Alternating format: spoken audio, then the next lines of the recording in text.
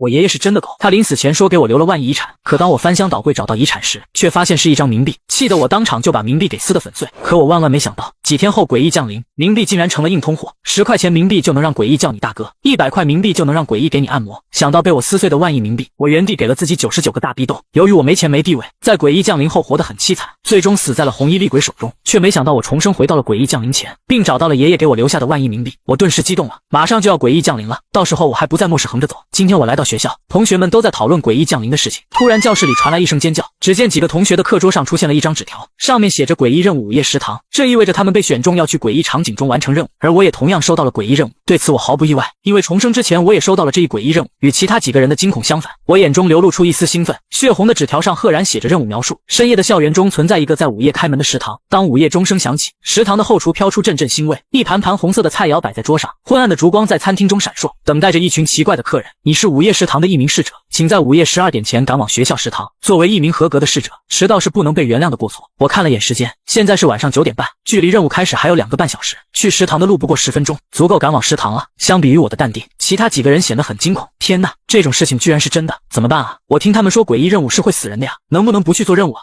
我想回家不去。你是嫌死的不够快吗？前2天我家小区有个男的收到了诡异任务，他随手就将纸条给丢了，结果任务开始时间一到，这男的直接被一条红线斩成了2半，而没被选中的人则在一旁幸灾乐祸。我们快离他们远点，这些人太倒霉了，也不知道明早还能有几个活下来。随着放学的铃声响起，没被选中的人跑得飞快，只剩下我们几个接到任务的同学聚到一起。此刻这几个女生都被吓得瑟瑟发抖，相比之下我显得格外淡定。5年末世的历练让我的内心极为强大，什么大风大浪我没见过，更何况我手里有万亿冥币。我心里盘算的是如何把午夜食堂买下来。午夜食堂可是个潜力股，有很大的升值空间。末世后期，午夜食堂招聘了很多高级鬼厨师，成为了名震一方的高级酒店，无数恶鬼慕名而来，甚至愿意为了一顿美食给午夜食堂充当打手。随着时间临近，我们来到了午夜食堂，此时一股血腥味从食堂大门弥漫出来，一个身影缓缓浮现，是一个女鬼。各位新来的侍者，我是午夜食堂的经理，为了保证各位工作的顺利，我需要向你们说明午夜食堂的规则。首先，食堂经理的命令不能违背，你们必须忠实地执行我的命令。第二，前来消费的是客人，对待客人要有礼貌，无论客人提出什么要求，都需要无条件满足客人。第三，工作时间为2个小时，期间不允许离开食堂，不能损坏食堂的物品，否则会受到惩罚。言罢，鬼经理带着我们进了大堂，几个诡异端着腐烂的菜肴在餐厅来回穿梭。女鬼经理将几人带到一个包间门口，说道：包间里有一位客人，接下来的1个小时，你们作为侍者需要满足客人的需求。此时一个诡异正在圆桌前吃饭，腐烂的气息从他身体散发出来，桌子上全是黏糊糊的汤汁。见你们进来，他一咧嘴，伸手指向一个女生：那个，你帮我把流出来的汤擦干净。被点名的女生被吓得瑟瑟发抖，身体不自觉地贴向我，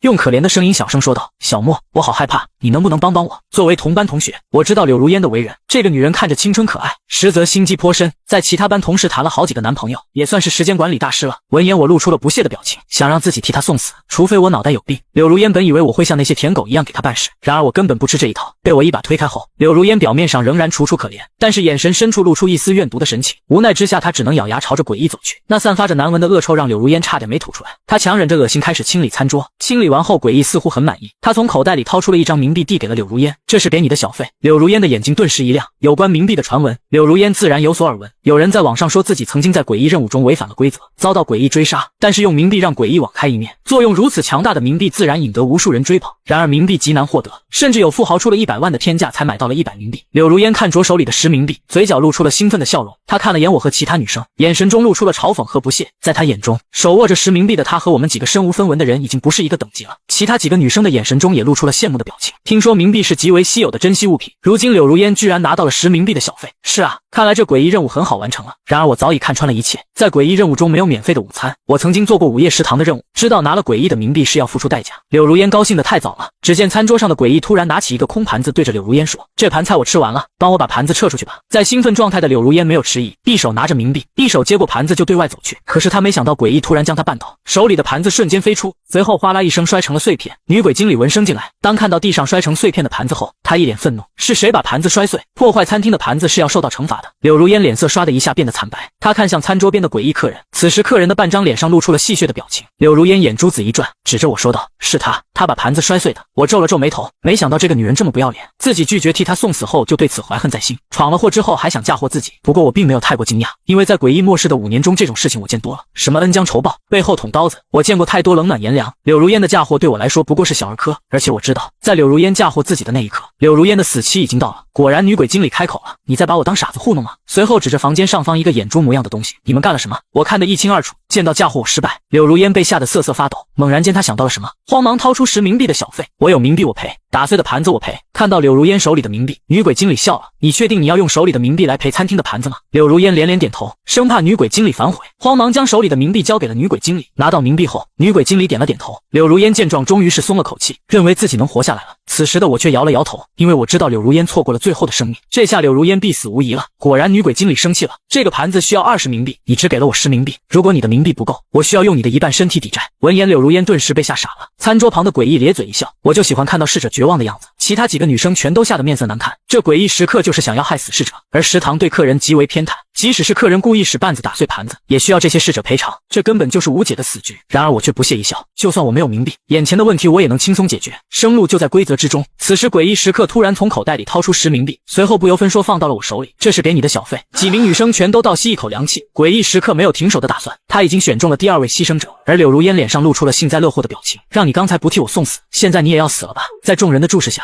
诡异时刻拿起一个盘子砸在地上，随后对餐厅经理说道：“这个盘子摔碎了，我要让这个逝者赔这个盘子。”就在这时，一个女生终于忍不住喊道：“这个盘子不是小莫摔的，让他来赔，这不公平。”此女名叫叶初雪，是班里的班长，为人比较耿直，她担心再这么下去，所有人都会死在这里。然而女鬼经理并没有听叶初雪的争辩，逝者需要听从客人的一切命令，客人打碎的盘子，他让你赔，那么你就要赔。然而我却平静的点点头，当然，我手里有10冥币，10冥币不够盘子的费用，这我知道，但是我从没说过我要赔偿这个盘子。此话一出，几名女生震惊了。我去，不想赔盘子，这是准备公然和女鬼经理对抗？小莫难道疯了吗？女鬼经理当即大怒，不想赔盘子，那就只能让你去死了。我露出了一个灿烂的笑容，挥了挥手里的10冥币。我知道你很急，但是你先别急，把你们的菜单拿来，我想点一份菜尝一尝。另外几名女生还一头雾水，小莫是不是被吓傻了？这都什么时候了，还想着吃？然而女鬼经理面色微变，她仿佛明白了什么，看向我的眼神中多了一丝惊讶和忌惮。我缓缓说道：“任务的生路其实就隐藏在规则之中，规则的第2条，前来消费的是客人，对待客人要有礼貌，无论客人提出什么要求，都需要无条件满足客人，即使是经理也要满足客人。客人只给了我10冥币小费，盘子需要20冥币，是不够赔偿盘子的费用。”看似是无解的死局，如果直接用10冥币赔偿盘子，那么就等死吧。所以破局的关键在于思维跳跃，将自己的逝者的身份变成客人。经理给我上一碟10冥币的菜，身为客人，我要求拒绝赔偿盘子。我说完后，将10冥币交给了女鬼经理。女鬼经理露出了惊讶的表情，这少年居然表现得如此冷静和老练，一眼就看穿了隐藏的生路。其实这个生路是上辈子我做了任务之后反复盘想出来的。当时那头诡异时刻连续干掉了2个逝者才停手，我运气比较好，没有被选中。再说了，我手里有10000冥币，我本来就打算把午夜食堂买下来，在我眼里，午夜食堂已经是我的产业了，有什么好慌的？大不了直接上超能力。此时女鬼经理对我笑了笑：“年轻人，你很不错。”柳如烟见此终于反应过来，把我的10冥币给我，我不赔了，我也要点餐，我也要当尊贵的客人。可是女鬼经理冷冷地拒绝了他：“你的10冥币已经给我了，是不能退还的。”柳如烟脸上的希望之光灭了下去，怨毒和绝望再一次涌上脸庞，让她的脸扭曲的可怕。她恶毒地看着我，不甘地说道：“你早就看穿了生路，为什么不跟我说你个混蛋？”我不屑一笑：“我为什么要救你？你想让我替你送死，还想污蔑我？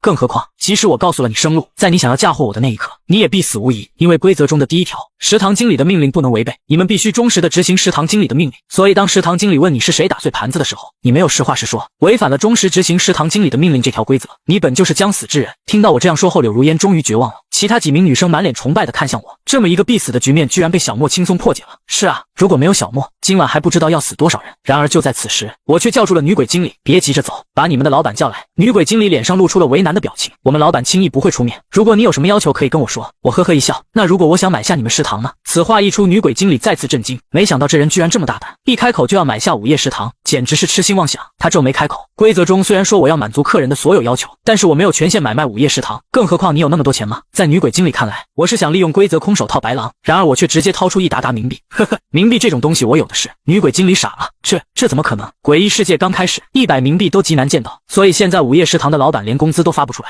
眼前这男人竟然一下拿出这么多冥币，莫非？想到这，他恭敬抱拳：“尊敬的莫先生，我是食堂经理厉小小，请您稍等片刻，我这就把我们老板喊来。”说完便急匆匆离去。等厉小小走后，我找了个沙发坐下。此时一旁的诡异时刻都快哭了，我刚才刁难他他不会趁机把我嘎了吧？想到这里，诡异掏出一包珍藏许久的烟。莫先生，我就是一个地痞无赖，之前的事还希望您大人有大量。滚吧！诡异如蒙大赦，屁滚尿流的逃走了。我没打算放过他，只是因为现在我还是普通人，如果逼得对方狗急跳墙，我会有生命危险。等我买下了午夜食堂，随便派个员工就把这头诡异杀了。至于柳如烟，我并没有打算救她。包间里其他几名女生有些懵逼，什么情况？大家不是在诡异任务里如履薄冰寻找生路的鬼任务，为什么到了小莫这里，画风突然就变了？女鬼经理一脸谄媚，诡异时刻被吓得屁滚尿流，就像小莫和诡异的身份好像互换了一样。此时我对几个女生说道：“随便找位置坐吧，你们今晚不会有危险了。”闻言，她们满脸兴奋地站到了我身后。我在她们眼里已经成了救世主。5分钟后，包间门被打开，厉小小带着一个骷髅走了进来。骷髅老板上前一步：“先生，我是午夜食堂的老板，是你想要买下午夜食堂吗？”我点点头。骷髅老板露出了一丝精明的表情：“莫先生，虽然我的食堂现在遇到了一些困难，不过您放心，午夜食堂地段很好，您买下来绝对不吃亏。以后要是再找几个厉害的大厨，这生意还不是哗啦啦的就做起来了。”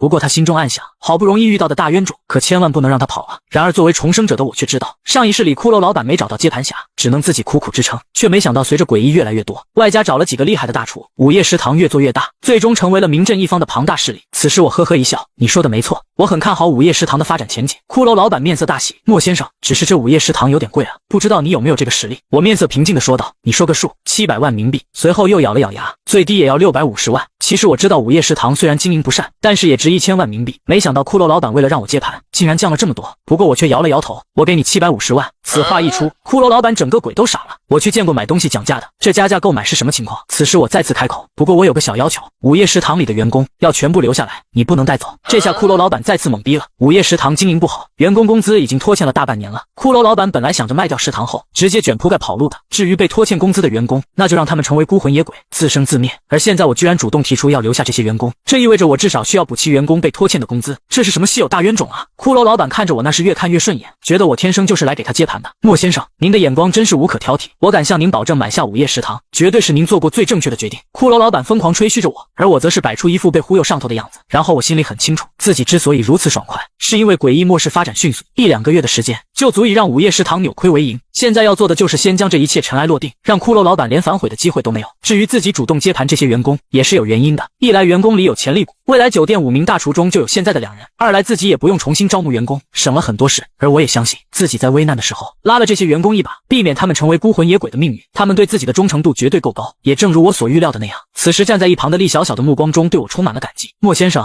您看您什么时候付款呢？骷髅老板小心翼翼地问道。现在就付给你，分文不差。说完，随着我意念一动，大叠大叠的冥钞出现在包间中，靠着墙壁码得整整齐齐。骷髅老板瞪大了眼睛，难以置信地看着这么多的冥钞。随后我淡淡地说道，签合同吧，签完之后这些钱就都是你的了。好，莫先生您稍等，我这就把合同拿出来。骷髅老板二话不说，直接掏出合同并签下了自己的名字，然后递给了我。从骷髅老板手里接过合同，合同的纸很奇特，拿在手中能感受到其中浓郁的鬼气，在这鬼气之中还夹杂着难以抗拒的力量。规则之力，在诡异末世中，凌驾于一切力量之上的是规则的力量。除了任务中的规则外，诡异末世中还有很多其他规则，比如眼前的合同就是规则的一种体现。只要双方签订了合同，就相当于接受了合同的规则。若是一方想要违反规则，强行收回午夜食堂，那么将会受到规则之力的惩罚。紧接着我也在合同中签下了自己的名字。当签下名字的那一刻，一股强大的鬼气涌入身体之中，我忽然间有种奇妙的感觉，自己仿佛一个君王，能掌控整个午夜食堂。此时的我成为了午夜食堂中的最大 boss， 以后我的话就是这个诡异场景中的规则。签订合同后，午夜食堂和骷髅老板没了关系，骷髅老板也很识趣，拿了750万冥币后一溜烟的离开了。此时午夜食堂的包间内只剩下我、厉小小还有那几个参加任务的女生，至于柳如烟已经因为违反规则死了，剩下的几名女生面面相觑。小莫就这样成了诡异场景里的大 boss 了。还没等他们弄清情况，我则是开口说道，本次诡异任务中午夜食堂第4条规则。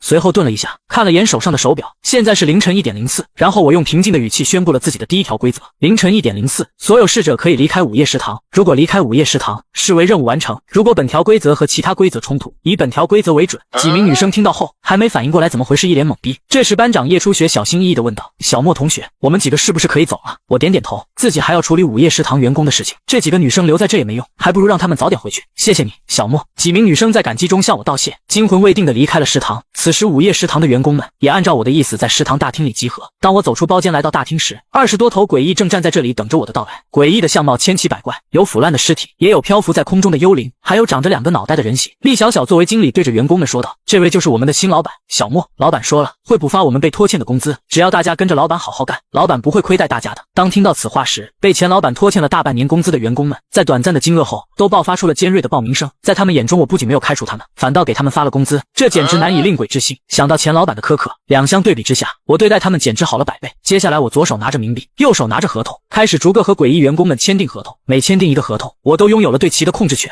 他们不得违反我的命令，更不得伤害我。同时，我也在打量着员工们的实力。在诡异末世中，诡异的实力大致可以分为5个等级：鬼王、鬼将、鬼长、鬼兵、鬼民。很显然，由于午夜食堂还在起步阶段，员工们的实力普遍不高，基本都是在鬼民的水平。整个员工中，只有厉小小和另外2名厨师堪堪达到了鬼兵的水平，还不够，实力还是太低了。我无奈地摇摇头，本来准备找一只诡异签订契约，这样的话自己就能拥有一只诡异随时防身了。可眼前的诡异们实力太低，签订契约纯属浪费，而且每一个人只能和一只诡异签订契约。我不想在低级诡异上浪费机会，至少也得是个鬼将才行。签订合同的时候，厉小小离开了一会儿，不过现在厉小小又回来了，在他的手上提着一只诡异。我定睛一看，才发现厉小小提着的诡异，赫然是刚才那个想害死我的诡异客人。老板，我把他抓回来了，请您处置。厉小小恭敬地说道。此时的诡异已经吓得屁滚尿流，直到这一刻，这头诡异才真正后悔了。他意识到自己惹上大麻烦了，而我对瑟瑟发抖的诡异说道：“你不要慌，我这人很大度的，从来不留隔夜仇。”听到我温柔的语气，诡异悬着的心稍微放了下来。不过内心深处，诡异对我多了丝怨恨，哪曾想我下一句话让他如坠冰窟。我这人从不留隔夜仇，所以今晚就杀了他吧。我希望明天的世界没有他。刚处理完午夜食堂的事情，来到大街上准备打车回家。凌晨的街道空无一人，不多时漆黑的街道有一辆出租车缓缓驶来，还没等我招手就停在我的身旁。我也没在意，直接拉开车门坐在了后座上。刚上车我就闻到了一股淡淡的血腥味，而后座的窗户上还有一个用血按成的手掌印。还没等我反应过来，随后出租车车速就开始一路飙升，从120码直接开到了160码。凭着前世的记忆，我知道自己碰到了诡异末世中赫赫有名的幽冥出租车了。而诡异末世中，人类主要面临3方面的威胁：第一，诡异任务；第二，孤魂野鬼；第三，诡异场景。而幽冥出租车作为一个移动的诡异场景，只要不违反规则就能够活下来。而规则也很简单，只要你有足够的冥币，那么只需要按照价格付款即可。如果你没有，那么就需要在它速度提升之前跳车逃生。幽冥出租车起步很慢，一开始如果直接跳车逃生，除了受点轻伤之外不会有生命危险，但随着幽冥出租车速度加快，在抵达目的地之前甚至能突破到音速，最后要么跳车而亡，要么被鬼司机吃掉。此时的出租车的速度已经突破了190码，很快就停到了我家小区门口。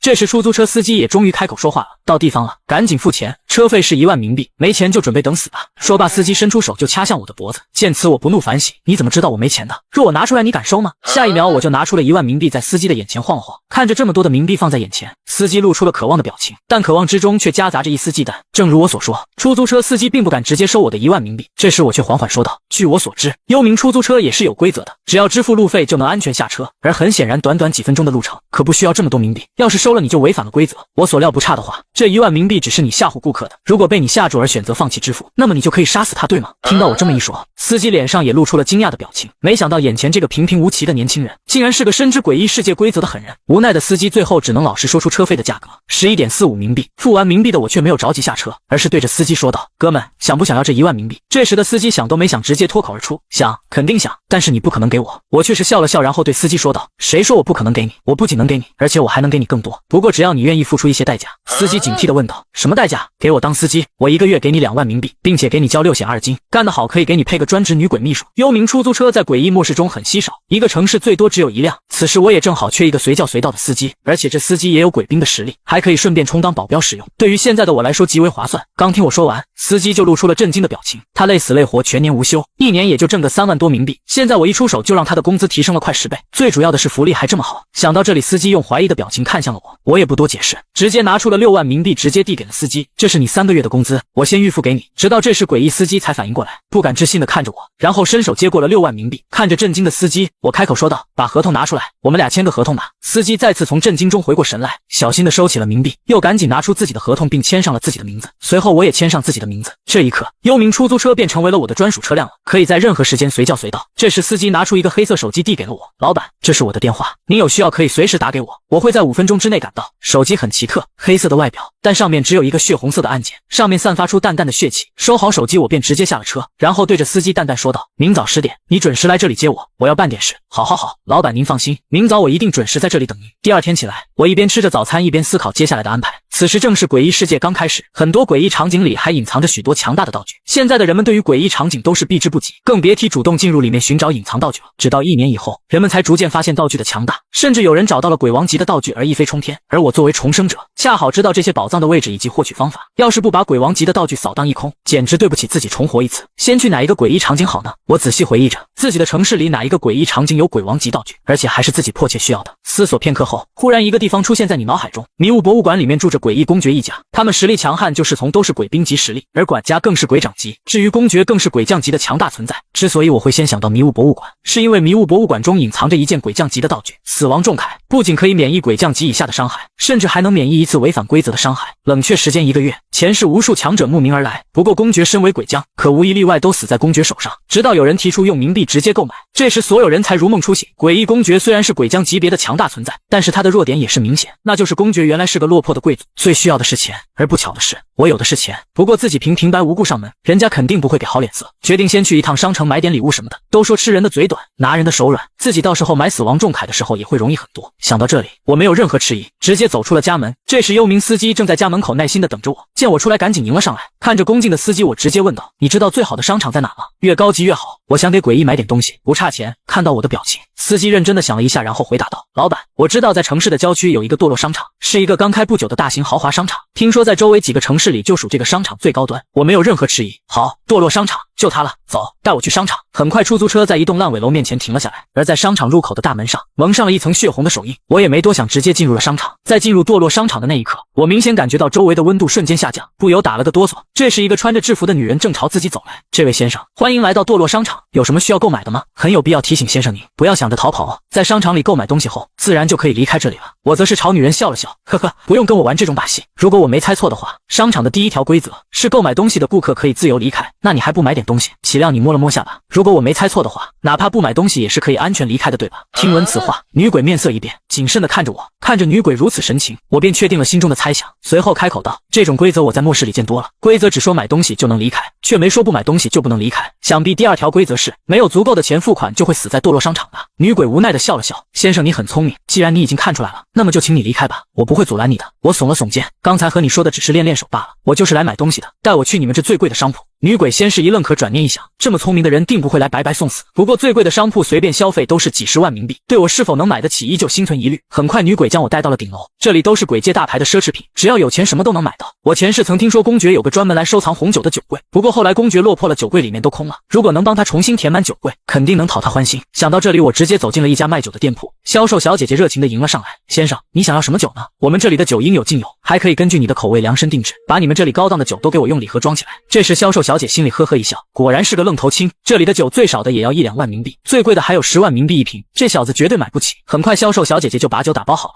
先生，酒已经打包好了，一共需要230万冥币，请你付款，否则麻烦把你的头留下来抵账哦。”不就是230万，这点钱我还是出得起的。说着你就掏出了230万冥币放在桌上，岂料销售小姐看都没看：“先生，我们只收冥币呢。”见你平静的不为所动，她才发现桌上放置的竟全是冥币。诡异末世刚开始1个月，怎么会有人有这么多冥币？片刻之后，她从震惊中回过神来：“先生，您稍等，我这就把经理喊过来。”一出手就是200多万冥币，要知道商店里存货也就100瓶左右，也只有公爵巅峰时期才能一下子买几十瓶。对于商场来说，消费100万就能成为白银级客户，享受商场的 VIP 服务，进入商场得经理亲自接待。消费200万的就能成为黄金等级客户了，在之上的还有黑金客户，那得消费到500万以上。堕落商场的白银客户都是屈指可数，而且每一个都是诡异里面强大的存在。至于黄金客户，现在诡异末世刚1个月，即使再强的诡异也没有哪个消费在200万以上的，无疑我是整个商场里的第一个。这时经理也在销售小姐姐的带领下来到我面前：“莫先生，恭喜您成为我们第一个黄金客户，这是您的 VIP 黄金卡。”而我却是摆了摆手说道：“哥们你先别急，我还没买完，你们商店最贵的珠宝在哪？给我打包起来。”闻言经理不敢有丝毫怠慢，连忙让人把商场里最贵的珠宝拿了过来，并介绍着说道：“这条项链是由鬼水晶制作而成，售价100万。”我二话不说让其打包起来，接着又买了几块手表，短短半个小时的时间就消费了500多万冥币。买好这些后，我忽然觉得这个商场挺好的，以后肯定有很多诡异要来购物。想到这里，我随后对着经理说道：“你们老板在不在？我想把这个堕落商场给买下来，问问他多少钱能卖。”经理先是一惊，继而又露出为难的表情：“莫先生，我们老板最近不在这里，等他回来了，我一定第一时间向他转达。要不我给您先开一个至尊黑金卡吧？”见我一脸疑惑，经理连忙解释道：“是这样的，堕落商场的贵宾卡分为白银、黄金、黑金3种，而这在这3种之上还有更高级的至尊黑金卡，只开给最尊贵的客人。不仅要满足消费的条件外，还需要客人的背景足够强悍，更重要的是，除了购物权益外，还能享受其他特权，例如参加堕落商场的诡异任务。只要您有至尊黑金卡，在任务中您就是商场的大 boss， 您可以随意更改规则，同时您也拥有随时给别人开分卡的权利。听到经理这么说，我想了想，直接说道：“那你就帮我开一个吧。”好的，莫先生，请稍等。很快，一大堆礼品全部都被打包好，经理也把至尊黑卡递到了我手里。随后，在经理的亲自护送下，从顶楼下来。之前的销售小姐不由大吃一惊，要知道商场经理已经是鬼长级了，在网上就是强悍的鬼将了，没想到竟然对这小子毕恭毕敬，不禁有些后悔，早知道自己当时就释放一些女性魅力了，抱住这条大腿了。此时堕落商场外，诡异司机已经等候多时，见我迟迟没有出来，不免有些紧张起来。不会是老板买了太多的东西，没钱付款被扣下来了吧？就在这时，我终于从商场里出来，而我的身后却跟着商场经理和一大群销售员，齐刷刷的朝我鞠躬说道：“恭送至尊黑金莫老板，欢迎下次光临。”听到至尊黑金几个字，司机的心里咯噔一下，自己的新老板这才第一次进堕落商场小半天，居然就成为了至尊黑金客户了。直到我上车之后，司机才缓了过来，然后急忙问道：“老板，我们接下来去哪里？”我没有回答司机的话，而是拿出了一个方形的小盒子，然后递给了他：“送你个小礼物，打开看看喜欢不喜欢。”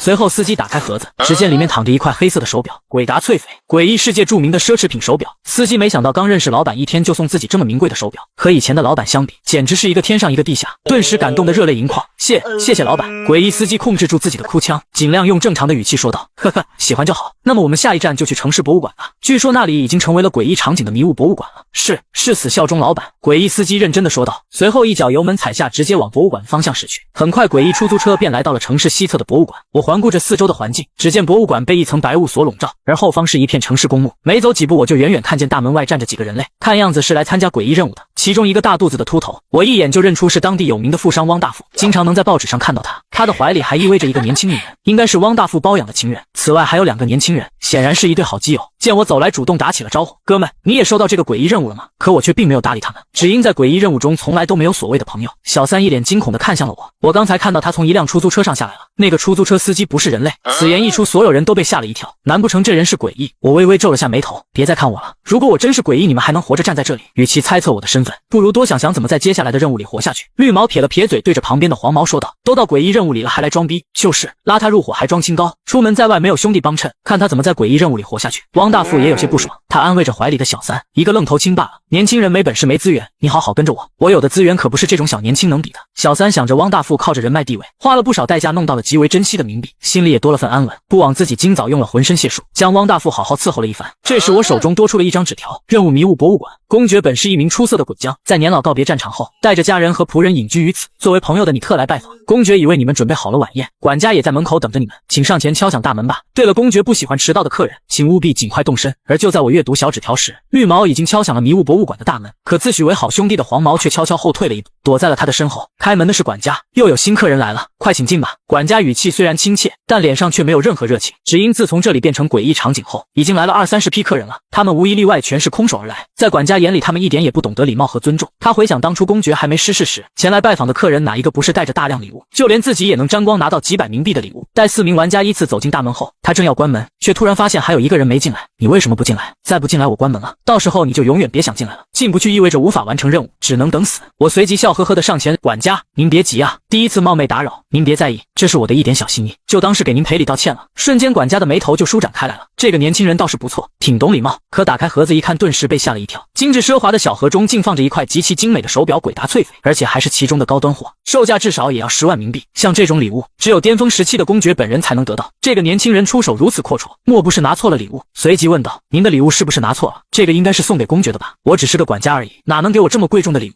岂料我笑了笑，就是给管家你的，你为公爵操心劳力了大半辈子，我深感敬佩。小小礼物聊表心意，听到礼物真的是给自己的，又被我吹捧了一句，管家顿时心情无比激动。莫先生你放心，我虽然只是个管家，但是在公爵家里说话还是有一定分量，你尽管做客，我保证你能活着离开迷雾博物馆。他一面带着我往大厅走，一面介绍着说在晚宴开始前，还有一场小游戏来帮客人打发时间。我心中不由嘀咕起来，迷雾博物馆什么时候还有小游戏了？难道是来得早？不同的时间段有不同任务。此时另外4个人已在大厅等候多时，见到老管家来了，几人的目光顿时聚集过来，在他们眼中，管家无疑是任务里的小 boss。各位客人，晚宴还在准备当中，为了帮各位打发时间，公爵大人特地准备了一场小游戏，名字为躲猫猫。游戏时间2小时，开始后博物馆将出现巡逻保安，他们会杀死外来者，因此千万不要被他们发现。如果不幸被发现，请尽你所能的躲避他们。在躲避的过程中，切勿触碰馆内的展览品，除了地面和墙壁，所有不会动的物品都是公爵的展览品，无论是谁敢移动或触碰，都将受到公爵的惩罚。最后游戏过程中，请不要离开1楼，离开这个范围则死亡降临。瞬间气氛就开始变得诡异起来，除了地面和墙壁，其他不能动的东西都是展览品，那岂不是意味着躲藏的时候连柜子沙发都不能碰？这还怎么玩？女人紧紧地抱着汪大富，指望着他能救自己。不过汪大富也自身难保，他承认这比他以往任何商战都刺激紧张，只因赌注是自己的性命。我思索着，不能碰展览品意味着在遇到保安时，甚至都无法用手边的东西进行还击，不仅只能被动躲藏，还得注意别碰到桌子、椅子。在这种情况下，想要躲藏2个小时简直太困难了。如果不从严苛的规则中找出生路，必死无疑。而随着时钟发出沉闷的响声，迷雾瞬间笼罩住了整个博物馆。游戏正式开始，诡异的景象让小三尖叫起来，喊这么大声是想被保安发现吗？想死也别拉上我！说着就把小三甩到了地上。黄毛和绿毛则开始躲藏起来了。我根据薄雾之中时不时出现的黑影，推断诡异保安数量至少在2个以上。第一个保安出现在汪大福身后，刺鼻的尸臭味让他瞬间反应过来，回头一看，正好看见保安张着血盆大口朝自己扑来。他想也没想到，抓起小三便推向了保安，自己则扭头就跑。小三不敢相信汪大福居然这么绝情，巨大的恐惧感让他的肾上腺素快速分泌，随即迅速爬起来朝着另一个方向跑去。好在诡异保安去追汪大福，他才有了片刻喘息的机会。另一边的黄毛和绿毛也没好到哪去，一个保安挡住了他们的去路。黄毛一脸严肃地对着好兄弟说道：兄弟，你先撑住，我从后面绕过去偷袭他。绿毛点点头，两人可是从小玩到大的发小，哪怕心里很害怕，但也仍然咬着牙站在原地，吸引着保安的注意。眼见保安越来越近了，绿毛不由有些发抖，他死死盯着保安的背后，期待好兄弟出现给保安来个致命一击。可几秒钟过去了，绿毛都被保安堵死在墙角了，可黄毛依旧没有出现。保安忍不住大笑起来：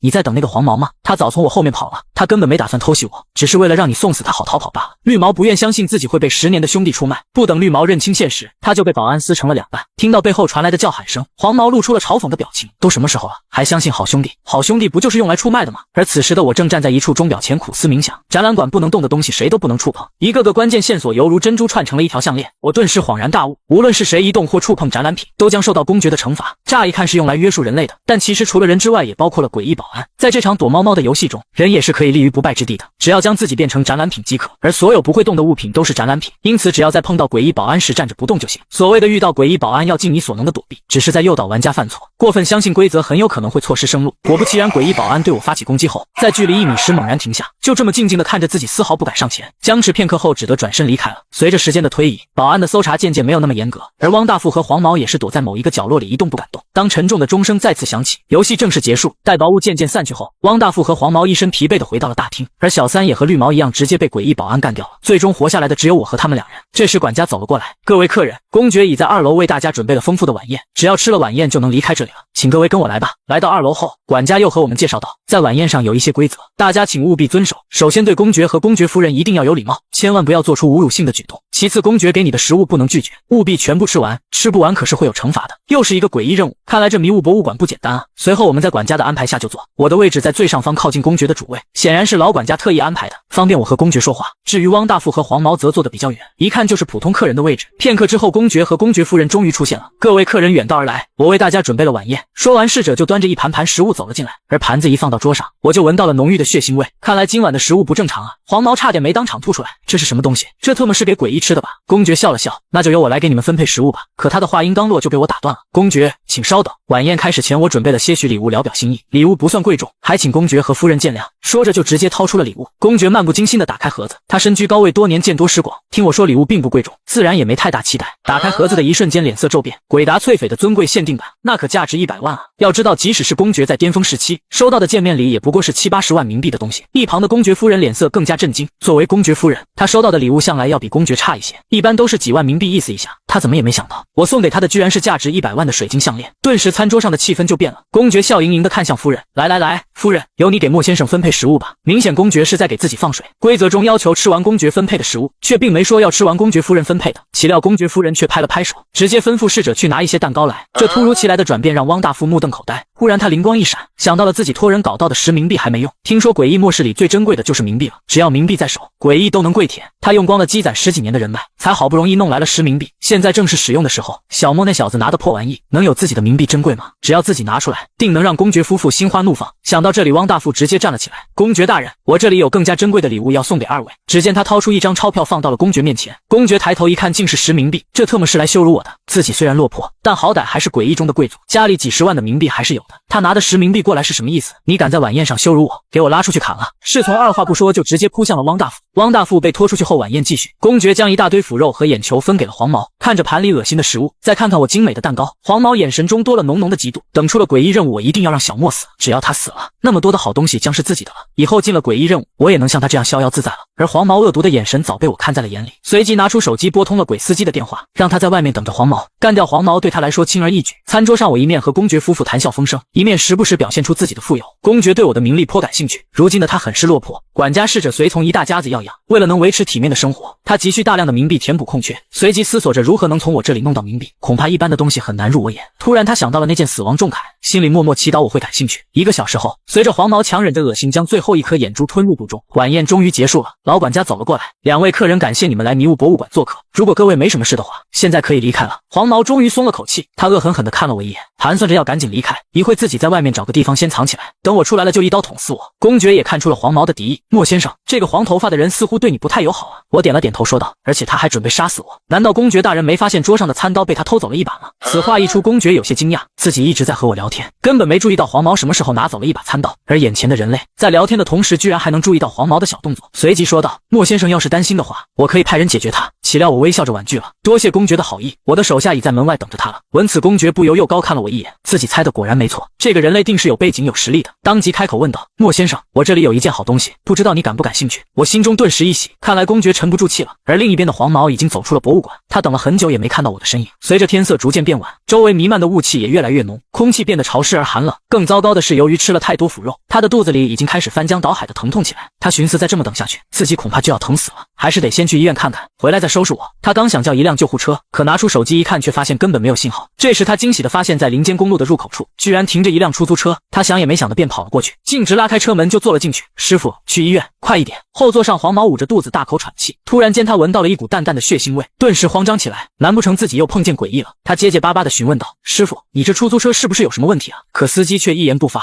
只是越开越快。很快司机在一个僻静的角落里停下了，先生，你的目的地到了。黄毛看着周围漆黑的森林，脸色吓得惨白，我要去的是医院，医院是你选的目的地，可这片树林是老板给你选的目的地，老板说了，让你死得明白点，他叫小莫，要怪就怪你惹了不该惹的人，下辈子注意点吧。下一秒凄惨的叫声就回荡在森林里，而此时迷雾博物馆里，我在公爵的带领下前往了他的办公室，一路上公爵都在思考着死亡重铠到底应该卖多少钱，如此珍惜的道具他还是很心疼的，若不是真的缺钱，他打死也不会卖。一进入办公室，映入眼帘的就是右侧的大酒柜，上面的红酒已然空了。这时还不等公爵说话，我就先开口了，公爵大人，生意的事先不着急，我这次来除了刚刚的见面礼，还为你准备了一些小礼物。下一刻我大手一挥，只见一瓶瓶红酒整齐地码在了红酒柜上，瞬间将酒柜填满。公爵顿时目瞪口呆，这么多的红酒，每一瓶都价值不菲，最贵的甚至上百万一瓶，就连自己在巅峰时期都没这么奢侈过。一想到自己如今落魄了，以前的那些老部下竟没一个来上门拜访的，我的举动在他眼中无疑是雪中送炭，随即也不再抠抠索索了。只见他移动酒柜，后面竟藏着一个暗格，下一秒公爵就从里面爆出来了一个1米多高的铠甲。莫先生，实不相瞒，这是我收藏了大半辈子的宝贝，鬼将级道具死亡重铠，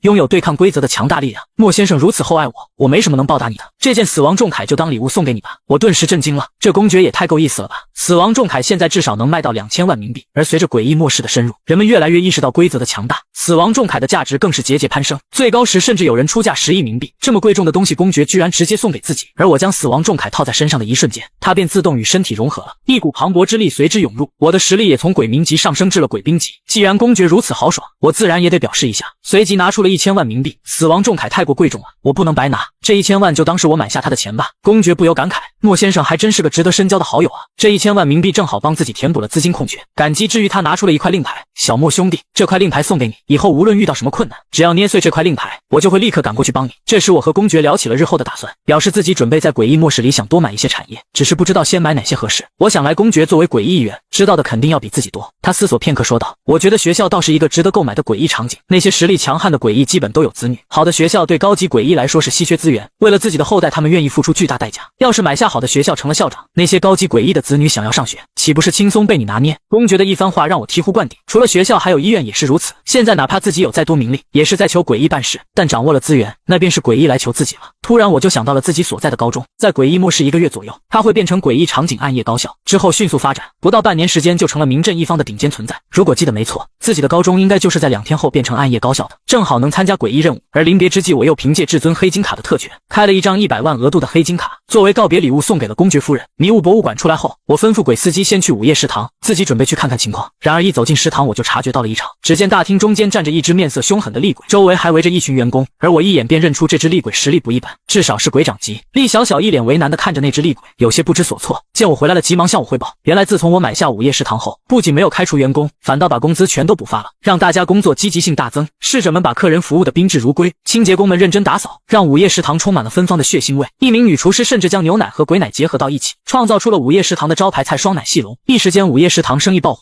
短短一天收入就达到了50万冥币。可生意一好，就难免引来同行的嫉妒。眼前这个鬼长级的厉鬼名叫图利，就是旁边一座顶级酒店的老板。因为我们的原因，生意都快做不下去了，故而仗着自己的实力就来闹事，想要将午夜食堂的生意搅黄。这时图利走了过来，朝我吼道：“你就是午夜食堂的老板？区区一个人类也敢做诡异的生意？我劝你不要不识好歹，赶快把午夜食堂卖给我，我出100万冥币。100万冥币就想买？这诡异分明就是抢劫！”随即没好气地说道：“我数3个数，你赶紧滚出去，我就不和你计较了。”岂料图利哈哈大笑起来：“就凭你一个鬼兵级人类，捏死你就像捏死只蚂蚁一样。”说完就要对我动手。见状，厉小小连忙护在了我的身前，周围的员工也纷纷拿起了武器，随时要和图利拼命。如果不是我，他们早就成了孤魂野鬼。可我却轻轻推开了厉小小，只听砰的一声，图利的攻击就狠狠地打在了我的身上。然而我却站在原地纹丝不动，反倒是图利在强大的反作用力下震退了好几步。这死亡重铠果然名不虚传，周围的员工全都惊呆了。老板竟接住了鬼长级的一记重拳，图利也看出了不对劲，这人类明明只是鬼兵级而已，当即吼道：“你小子到底是什么来头？我再说一遍，数到3，你给我从这里滚出去！”图利上下打量着我，他不甘心就这么离开，可我接下来的举动却彻底让他吓破了胆。下一刻，只见我手中却出现了一块令牌，他一眼就认出这是属于鬼将的，一个能统治城市的超级诡异。要知道，一个鬼将就只能拥有一块令牌，这无疑是在告诉所有人，这个鬼将是我的生死之交。扑通一声，图利就跪在了地上：“莫老板，我滚，我这就滚！”可爬出食堂的图利越想越害怕，如果让这人类背后的鬼将知道了，一定会来找自己算账。身为诡异，他很清楚实力强大的诡异是如何折磨弱小的，与其往后一辈子活在这种恐惧中，还不如一了百了。随即一拳轰在了自己的脑袋上。食客们在看到这一幕后震惊不已，一个人类居然把厉鬼给吓死了。一时间消息就在诡异世界传开了，再也不敢有人来午夜食堂闹事。而图利手下的高档酒店也被我接收下来当做了分店。这时我把员工召集了起来，将自己从堕落商场买来的购物卡分给了他们，表示每张5000冥币，此后每个月都会往里面发1000冥币作为福利，并承诺只要好好工作，以后的福利会越来越好。此话一出，全场安静，只因在强者为尊的诡异世界，诡异员工们实力不够，只能任由老板剥削，能领上工资就不错了。福利，这可是想都不敢想的东西。第二天一早，我便回到了学校，此时正值早自习时间，教室中传出朗朗读书声，我不由感叹，这恐怕是最后的美好时光了。今晚暗夜高校副本开启，学校就将变成人间炼狱，届时学校里的所有学生都必须参加诡异任务。而随着8点钟声的敲响，空气中开始弥漫起淡淡的血腥味。暗夜高校副本正式开始，而此时班上所有学生都收到了一张小纸条：诡异任务，致命考试，只有通过考试的优等生才有活下去的资格。考试将于9点开始，请各位同学按时抵达考场。不多时，就有一名女老师走进了考场。我是本次考试的监考老师，请各位同学务必遵守以下规则。首先，任何人不得查看他人试卷的内容。其次，如果将试卷内容泄露出去，则立即处死。最后，考试期间不得离开教室，不得伤害监考老师。而试卷发下来的那一刻，所有人都傻了眼。每名考生都被分到了一张试卷和一把匕首。致命考试试卷，在你们班里混入了一只诡异，请在2个小时内找出并杀死他。未完成则视为考试失败。届时考试结束后，全班幸存的学生将随机死亡一半。考试前请务必详细阅读以下规则。规则1：诡异在没有受到伤害时是不会攻击你们的，可受到伤害时则会发起攻击。规则2：考试中所有学生的实力都将受到压制，当诡异攻击你时，没有人能杀死他。规则3：将匕首插入诡异的身体中，会对他造成致命伤害。规则4：这条规则仅针对你个人，在考试开始1小时30分钟时，你必须大喊一声，之后无论任何人问你原因都不能回答。规则5：当你认为找到答案时，可以全班投票是否交卷，投票通过后向监考老师提交试卷，监考老师会帮你判定对错，答错视为考试失败。规则6：当班级剩余人数少于等于一半时，视为考试通过。注意，诡异具备以下特征：第一，诡异很懒惰，在你发现他之前，他一般不会动。第二，诡异会偶尔发出怪叫，注意寻找周围的怪叫声，有助于发现诡异的踪迹。第三，诡异和人类一样都有4条胳膊和腿，从外表上很难发现谁是诡异。第四，用你的匕首刺进诡异的身体里，如果是诡异，则会冒出黑烟。此刻班上所有同学的眼中都透露着震惊和不可思议，顿时左顾右盼起来，想知道到底谁变成了诡异。而我看着试卷上的一条条规则陷入了沉思，这次的规则比以往都要复杂。从前3条规则来看，诡异在没被攻击之前是无法伤害人的，可一旦被发现他就会开始屠杀，且没人能抵挡，即使是使用匕首。因此在发现诡异后，必须快准狠的一刀杀死他，不得给他任何反反击的机会。再结合第4条规则，通过将匕首刺进诡异的身体，查看是否冒出黑烟来判定是否为诡异，明显就暗含杀机了。如果怀疑一个人是诡异，那应该怎么做？很简单，就是把匕首刺进他的身体，但不能只是插进四肢或者轻轻割破皮肤，只因一旦真是诡异，他在受伤之后必会开启屠杀，届时没人能够抵挡，因此只能用匕首狠狠刺进他的头颅里。可如果那个人不是诡异，那毫无疑问就是枉死。而规则中的另一个杀机就是第6条，当班级剩余人数少于或等于一半时，视为考试通过。除了诡异屠杀考生，另一种可能就是考生之间的自相残杀。很明显，致命考试的规则就是在引导参与者开展杀戮。很快教室里就乱成了一锅粥，考生们七嘴八舌地讨论了起来。突然一个女同学大喊了一声：“你们快看那个男生，他一直坐在位置上没有动啊！”瞬间所有人的目光都朝着那个男生望去。你们还记得试卷上怎么说的吗？诡异在被发现之前都是不会动的。一时间考生们全都兴奋了起来，就是他，插进去，快把匕首插进去。说着一个男生就拿起匕首刺过去。然而接下来的一幕却让所有人都傻了眼，只见头颅里流出的不是黑烟，而是鲜红的血液。顿时整个教室都安静了下来。为什么会这样？如果他不是诡异，为何会一直不动？是啊，王哥都拿着匕首走到他面前了，他还是不说话。直到一个胆大的女同学翻开了他的试卷，规则第4条，考试开始后你必须在半小时内保持一动不动，期间无论别人说什么做什么，你都不得有任何回应，否则立刻处死。这时大家才意识到，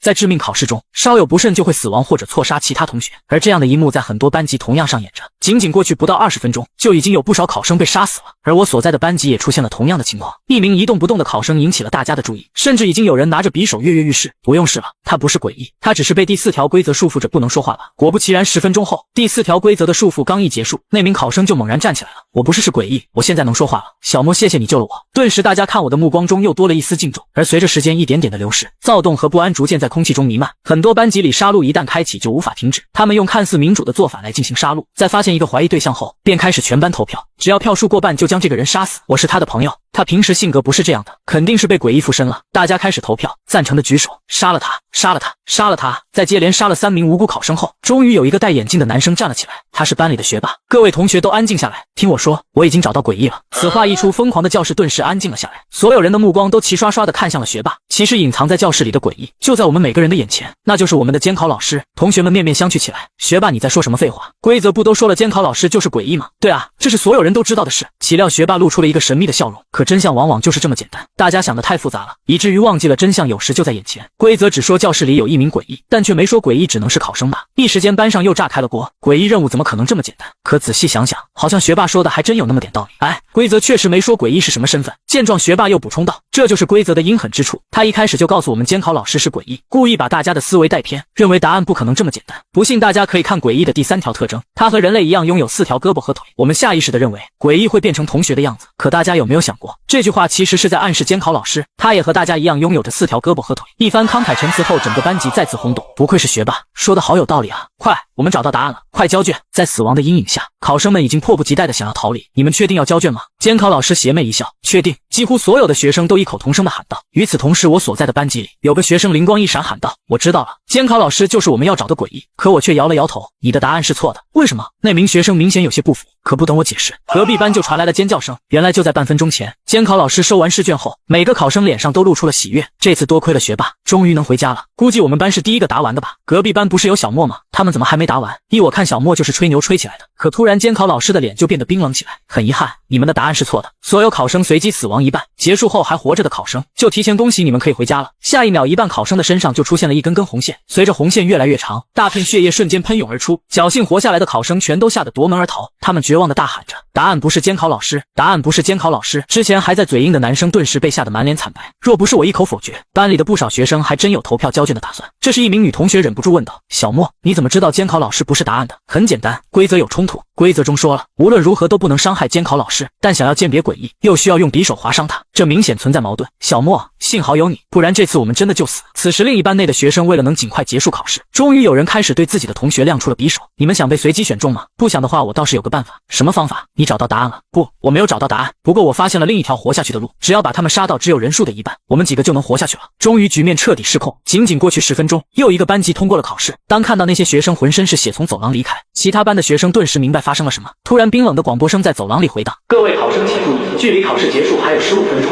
请还未作答的考生抓紧时间。此刻，即使是我所在的班级也出现了骚乱。小莫，这次考试是不是根本不可能通过？肯定是没有生路了，我们得死一半的人在这里了。可我却陷入了沉思。我深知环境越危急越是要保持镇定。这时，一个熟悉的声音再次响起，我的嘴角不由扬起一抹微笑。你藏得可真深啊！前世我失败了，这次一定要让你现出原形。随着我拿起匕首，全班同学的目光都向我聚集了过来。快看，小莫要行动了，他肯定是找到诡异了。只见我走到一个女生面前，可面对我的逼近，女生一言不发，只是死死地盯着我。同学们一片哗然。小莫难道是怀疑王小小？不可能的，王小小之前还说话了，现在不说话，我猜是因为规则。下一秒，我举起匕首就朝王小小的方向刺了过去。紧接着，让所有人都震惊的一幕发生了，只听咔嚓一声，王小小的课桌就被我劈成了2半，一缕黑烟从里面冒了出来。刹那间，教室一片死寂。片刻之后，爆发出了彻底的高呼声。诡异居然是课桌。这时，广播再次响起：高三27班小莫成功找到答案，恭喜你们可以回家了。监考老师走下了讲台，真是小看了这位同学，你是如何发现答案的？班上这么多桌子，你又怎么确定一定是王小小的课桌呢？同样好奇的还有教室里的考生们。我笑了笑，当然是从描述诡异特征的规则中找出来的。规则说诡异和人类一样，都有4条胳膊和腿。我们很自然地认为诡异是伪装成了人的样子。开始我也这么认为，但很快我就在第1条特征中发现了异常。诡异很懒惰，在你没有发现它之前，一般不会动。难道你们没有发现，这是一个对诡异很不利的规则吗？如果诡异伪装成了同学却不能移动，这不是明显的破绽吗？如此一来，应该很容易找出诡异才对。然而实际上却是没有一个班级通过了考试，这恰恰说明我们对第3条的特征理解有误。想通了这一点，我思维就清晰了很多。有4条胳膊和腿的，除了人类，还有可能的就是桌椅板凳。只不过那么多桌椅板凳到底是哪一个呢？这就要看特征的第2条，诡异偶尔会发出怪叫。最终我听到了3次课桌老化后发出的吱呀声，而这3次声音均来自王小小的课桌。同学们全都听得目瞪口呆，如此变态的推理能力，不愧是小莫，就连监考老师都惊叹不已。在这个年纪就拥有这般城府的自己还是头一次见。这时我忽然开口问道：老师，我通过了考试，有没有资格见一见你们的校长呢？闻言，监考老师开口道：你很有勇气，作为唯一一个找到答案的考生，当然有机会见到校长，只不过你要见校长做什么？难道是想要奖励吗？我摇了摇头，不是，我想要买下暗夜高校。你在开什么玩笑？买下学校？监考老师瞪大了双眼，还以为是自己听错了。你知道暗夜高校值多少钱吗？几十亿的冥币啊，那可是真正的天价。见监考老师一脸不可置信，我直接掏出了一个小盒子，他打开一看，居然是一只手镯，通体用翡翠雕刻而成，一件就售价小1万冥币。凭借他微薄的工资，即使不吃不喝也要攒3-4个月。我这就带您去见校长。10分钟后，我们就来到了校长办公室。女老师深吸了一口气，校长的脾气可不太好，他不太喜欢别人来拜访。等会你进去了，有什么话赶紧说，千万不要惹怒他。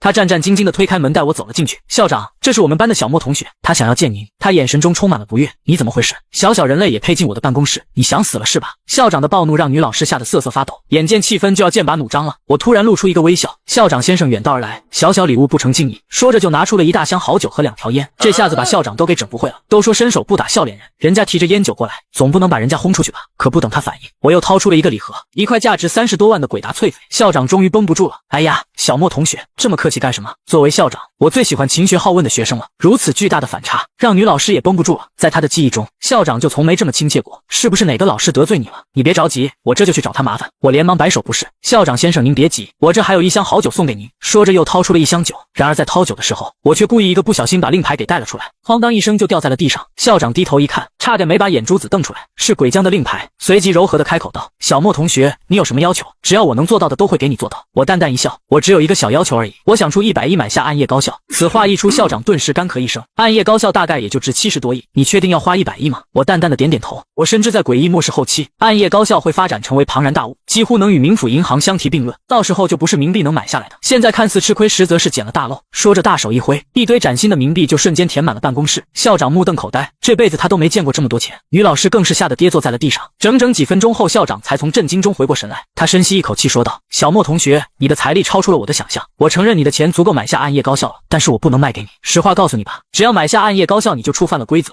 我一脸疑惑，规则？什么规则？他解释道，其实这所学校并不是我的，我只是代替校董们管理学校而已。他们制定了一系列规则，其中就包括一条学校的买卖规则，原价70亿冥币的暗夜高校，但是只要人类购买就只需要1亿冥币。您这么聪明，应该能看出这是一个陷阱吧？他们还规定，一旦有人类购买暗夜高校，在他签下合同的那一刻就立即死亡。第2条规则我本不应该告诉你的，看在你送了我这么多东西的份上，才好心提醒你。我内心不由一惊，暗夜高校的校董还真是歹毒啊！一个70亿的学校却仅1亿的价格出售，没有人能抵挡住这诱惑吧？我思索片刻后抬头看向了校长，校长先生，我想用1亿冥币买下暗夜高校。校长亚麻呆住了，你说什么？您知道会死？还要执意买下暗夜高校。校长看着我，再次和我确认：“你可想好了？1亿确实很便宜，可我就怕你有命买没命花。”见我态度坚决，他也不再多说什么，转身拿出了一张合同，签了这份合同，你就拥有暗夜高校了。不过我还是想提醒你一句，签下合同也意味着你触犯了规则。然而我没有丝毫犹豫，拿起笔就在合同上签下了名字。校长无奈地叹了口气，好言难劝，该死鬼啊！自己劝了这么多次，还是执意送死。而在签下名字的那一刻，一股强大的力量便涌入我的体内，它携带着阴暗的暴力，在我的体内横冲直撞，似乎想要将我撕碎。这就是规则的力量吗？可突然间，一道无形的铠甲将我的五脏六腑保护了起来。暴力的力量左右冲突，却始终无法冲破铠甲，最终竟慢慢消散。这一刻，整个暗夜高校都成为了我的产业。校长和女老师看到我完好无伤，脸上写满了震惊。怎么可能？竟然有人能违抗规则？这简直是逆天而行！女老师一脸懵逼，很显然以她的层次不可能知道死亡重铠这件道具。不过校长的实力已是半步鬼将，他却听说过死亡重铠的鼎鼎大名，那是诡异末世里唯一一件能够对抗规则之力的道具，据说是公爵和10几位鬼将厮杀了数天才获得的。这时他猛然想起了刚刚我掉落的令牌，好像正是公爵的令牌，看来这个人类的实力不容小觑啊。而此刻我的心中不由欣喜，暗夜高校作为诡异中的贵族学校，大多数老师的实力都已达到了鬼长级，校长更是达到了半步鬼将，而他们都将为我所用。等我从学校出来已经是午夜时分了，而我购买暗夜高校的消息早已传得沸沸扬扬。为了防止那些狂热同学的纠缠，我特地绕了一个小路回家。可突然冷风骤起，昏暗的路灯在闪烁2下后猛然熄灭了，下一秒就从漆黑的路灯下走出来几个人影，为首的诡异挤出了一个生硬的微笑：“我们是推销贷款的，请问您有贷款的需求吗？”我摆了摆手：“不好意思，我不需要。您看看我们的合同，借10万，每年利息只需100，您就是存进银行吃利息，每年也能白赚几千啊。”他用充满诱惑的话术诱导着我，在他们眼中我这种学生模样的人最好骗了。岂料我呵呵一笑：“跟我玩文字游戏是吧？如果我签了合同，你们借给我的是人类货币，可当我去还钱的时候，又会告诉我要还的是冥币，这种小把戏就别在我面前班门弄斧了。”几名推销员脸色大变，一个学生也有如此见识。可不等他们回过神，我又笑道：“我看你们实力不错，都是鬼长级，有没有兴趣给我当保安啊？让鬼长给人类当保安，这简直是在嘲讽我们！”诡异勃然大怒：“末世已到，人类终将被诡异所奴役，一个人类也敢来奴役我们？你们先别急，我还没说待遇呢，包吃包住，月薪1万，不仅能享受午夜酒店的工作餐，每月还有购物卡福利，并且年终发放奖金。你这个人类在开什么玩笑？怎么可能有这么好的待遇？也只有莫董开的午夜食堂和暗夜高校才可能有这种待遇。等等，你刚刚说什么午夜食堂？难道说你是……”我嘿嘿一笑，忘了介绍了，我的名字叫小莫。几名诡异顿时满脸激动，原来是莫董，这简直是天上掉馅饼的好事啊！随即一脸跪舔地问道：“莫董，您准备什么时候奴役我们呀？”我将员工卡递给了他们，示意他们现在就可以去午夜食堂报道。我决定从这支保安队开始，慢慢组建自己的诡异大军。从路口出来，鬼司机已等候多时了，一上车我便吩咐他去山水庭院。我寻思着是时候该给自己买一栋豪宅了。前世作为普通人，一辈子都住在老破小里面，这一世自然要好好享受。我早已选中了目标，那就是城市的高端别墅区山水庭院。我盘算着这些天我花750万买了午夜食堂，可才2天功夫就赚了200多万，给公爵送礼送了1000多万，结果得到了价值10几亿的鬼将级道具，原价70亿的暗夜高校更是只花了1个亿就买下了。我的钱简直是越花越多。20分钟后，出租车便停在了山水庭院附近。此时的山水庭院整个都被一道空气屏障给保护了起来，根本进不去。见此，我脸上却露出了满意的笑容，居然有一道规则之力在保护这里，这意味着买下山水庭院，除非外人看破规则，否则谁也无法进入，这是绝对安全的新家呀。只不过现在还得想个办法进去。可就在我沉思之际，大门外却突然出现一个黑影，疯狂地朝我冲来，一边冲一边喊道：“先生，您买房吗？”年轻人跑着跑着，却突然啪的一下撞到了空气墙上。看来这道屏障不仅在阻止我进去，也在阻止那个人出来。猛然间我就好像明白了什么，只见我伸手从那人手里接过了卡片。当然了，我很想买房。说完这句话，我的面前便出现了一行血字：诡异任务，山水庭院，坐落于城市郊区的豪华别墅，曾经是富人的乐园，直到有一天灾难降临，一切都变了。此刻山水庭院正等待着他的新主人。随后空气幕墙便裂开了一道口，我的嘴角不由扬起一抹微笑，有趣，竟然还有诡异任务，这也是进入空气屏障的唯一办法。进入山水庭院，出现在眼前的便是一片萧瑟，我不由些愣神，还真如任务描述的那样，如今的山水庭院已破败不堪了。这时一个穿着西服的诡异走了出来，看到我他不屑地笑了一笑，又是个被吓傻的年轻人。小兄弟啊，你在想什么呢？我叹了口气，我在想这别墅变得这么破旧啊，我买下来后得花多少冥币才能修复好啊？诡异只觉小脑一阵萎缩，这年轻人也太狂了吧，他不会以为冥币就是上坟时烧的那堆废纸吧？小兄弟，你知道把这些别墅买下来要多少钱吗？他伸出了一个手掌，可我却露出了欣喜的笑容，才5000万，我买了。闻此的诡异直接愣住了，这年轻人脑子有病吧？自己的身价也才200多万，一个人类岂能有这么多钱？可对我来说，5000万确实很划算。等末世1-2年后，像山水庭院这种稀有的高端别墅，价格只会蹭蹭往上涨，别说翻倍了，翻个几十倍都不是不可能。这笔投资简直是稳赚不赔。随着我拍了拍手，一叠叠崭新的冥钞就出现在了地上，在月光的照耀下显得格外耀眼。诡异眼里满是震撼。好了，别废话了，赶紧签合同吧，5000万将整个山水庭院卖给我。诡异连连点头，果断拿出了合同。可就在交易即将达成之际，他却突然变卦了，眼神中随随之流露出了一丝贪婪。这人类随随便便就能拿出5000万，自己是不是要价太低了？看他的实力也不过是鬼长初级，而自己早已是鬼长中级了。况且这里还是自己的规则，我都能随意更改，我得再提价，让这个年轻人好好的大出血。随即不怀好意的看向我，小兄弟啊，不好意思，我还没跟你说山水庭院的规则呢。进入山水庭院想要活着离开，必须完成2条规则。第一，用1亿冥币购买山水庭院的一栋别墅。第二，至少邀请2位朋友来你的新家做客。我呵呵一笑，本来花5000万就能买下整个山水庭院，现在坐地起价要1亿冥币不说，还只能买其中1栋，甚至还要求我带2个朋友过来继续给他踩。如果我猜的没错的话，这2条规则本应该是2选1的。既然这诡异如此欺人太甚，我要让他1分钱也拿不到，乖乖把别墅全送出来。随即附和道：好啊，正好有几个朋友想请他们来做客呢。诡异听了无比得意，果真是个软柿子，这么快就向自己服软了。只见他拿出2张卡片递了过来，在上面写上你的邀请语，等他们拿着卡片来了，你就可以安全离开了。当然你还得花1亿买下一栋别墅。谁料我接过卡片笑了笑，2张也太少了吧，我的朋友很多，起码需要4张。诡异顿时目瞪口呆，好家伙，居然还嫌少，这是要把朋友全往火坑里推啊。只见我在卡片中写道：亲爱的朋友，我遇到了一件不可思议的事，山水庭院的老板居然要将整个山水庭院送给我，我想和你们分享喜悦，请在收到卡片后速来山水庭院，我会带你们参观我的新家。很快诡异就带着我来到了一处破败的别墅，这就是卖给你的别墅，1亿冥币，1分钱都不能少。我不由眉头一皱，如此破旧的别墅，别说1亿冥币了，就算1亿人类货币都能轻松买下。这时天空突然传来了乌鸦的叫声，只见一位不速之客顺着灯光走进了别墅大厅。鬼老板一下子愣住了，还以为是自己看错了，竟是堕落商场的经理。作为诡异一员，他很清楚堕落商场的含金量，在这个城市占据统治阶层的也只有午夜酒店、暗夜高校、精致医院、堕落商场以及地位超然的迷雾博物馆几个。他一直想成为堕落商场的会员，可惜到现在也只是普通顾客，想见一面经理都会被拒绝。难道说堕落商场的经理是这个人类的朋友？莫先生，您是我们的至尊黑金客户，我代表堕落商场前来祝贺您乔迁，这是商场的一点小心意。打开一看，竟是一块价值100万的鬼翡翠鬼。老板心里咯噔一下，至尊黑金客户，这可不是有钱就能得到的呀！顿时一种不好的预感油然而生。可不等他回过神来，屋顶又传来了乌鸦的啼叫声。片刻之后，一个身穿红裙的女鬼带着6名鬼长及保安走进了别墅。午夜酒店经理厉小小前来祝贺主人乔迁。鬼老板两眼一黑，午夜酒店怎么又是一个顶级势力？等等，主人，难道这人类是午夜酒店的老板？而随着乌鸦的再次啼叫，鬼老板不禁打了个哆嗦。几秒钟后，一个中年男人走进了别墅，是暗夜高校的校长。校长一开口，差点没让鬼老板原地暴毙。暗夜高校校长前来祝贺陈董乔迁。莫董，这人类居然是校董！鬼老板欲哭无泪，还没等他从震惊中回过神来，屋顶又是一声乌鸦叫。还有完没完了？他鬼都麻了。前3个客人一个比一个厉害，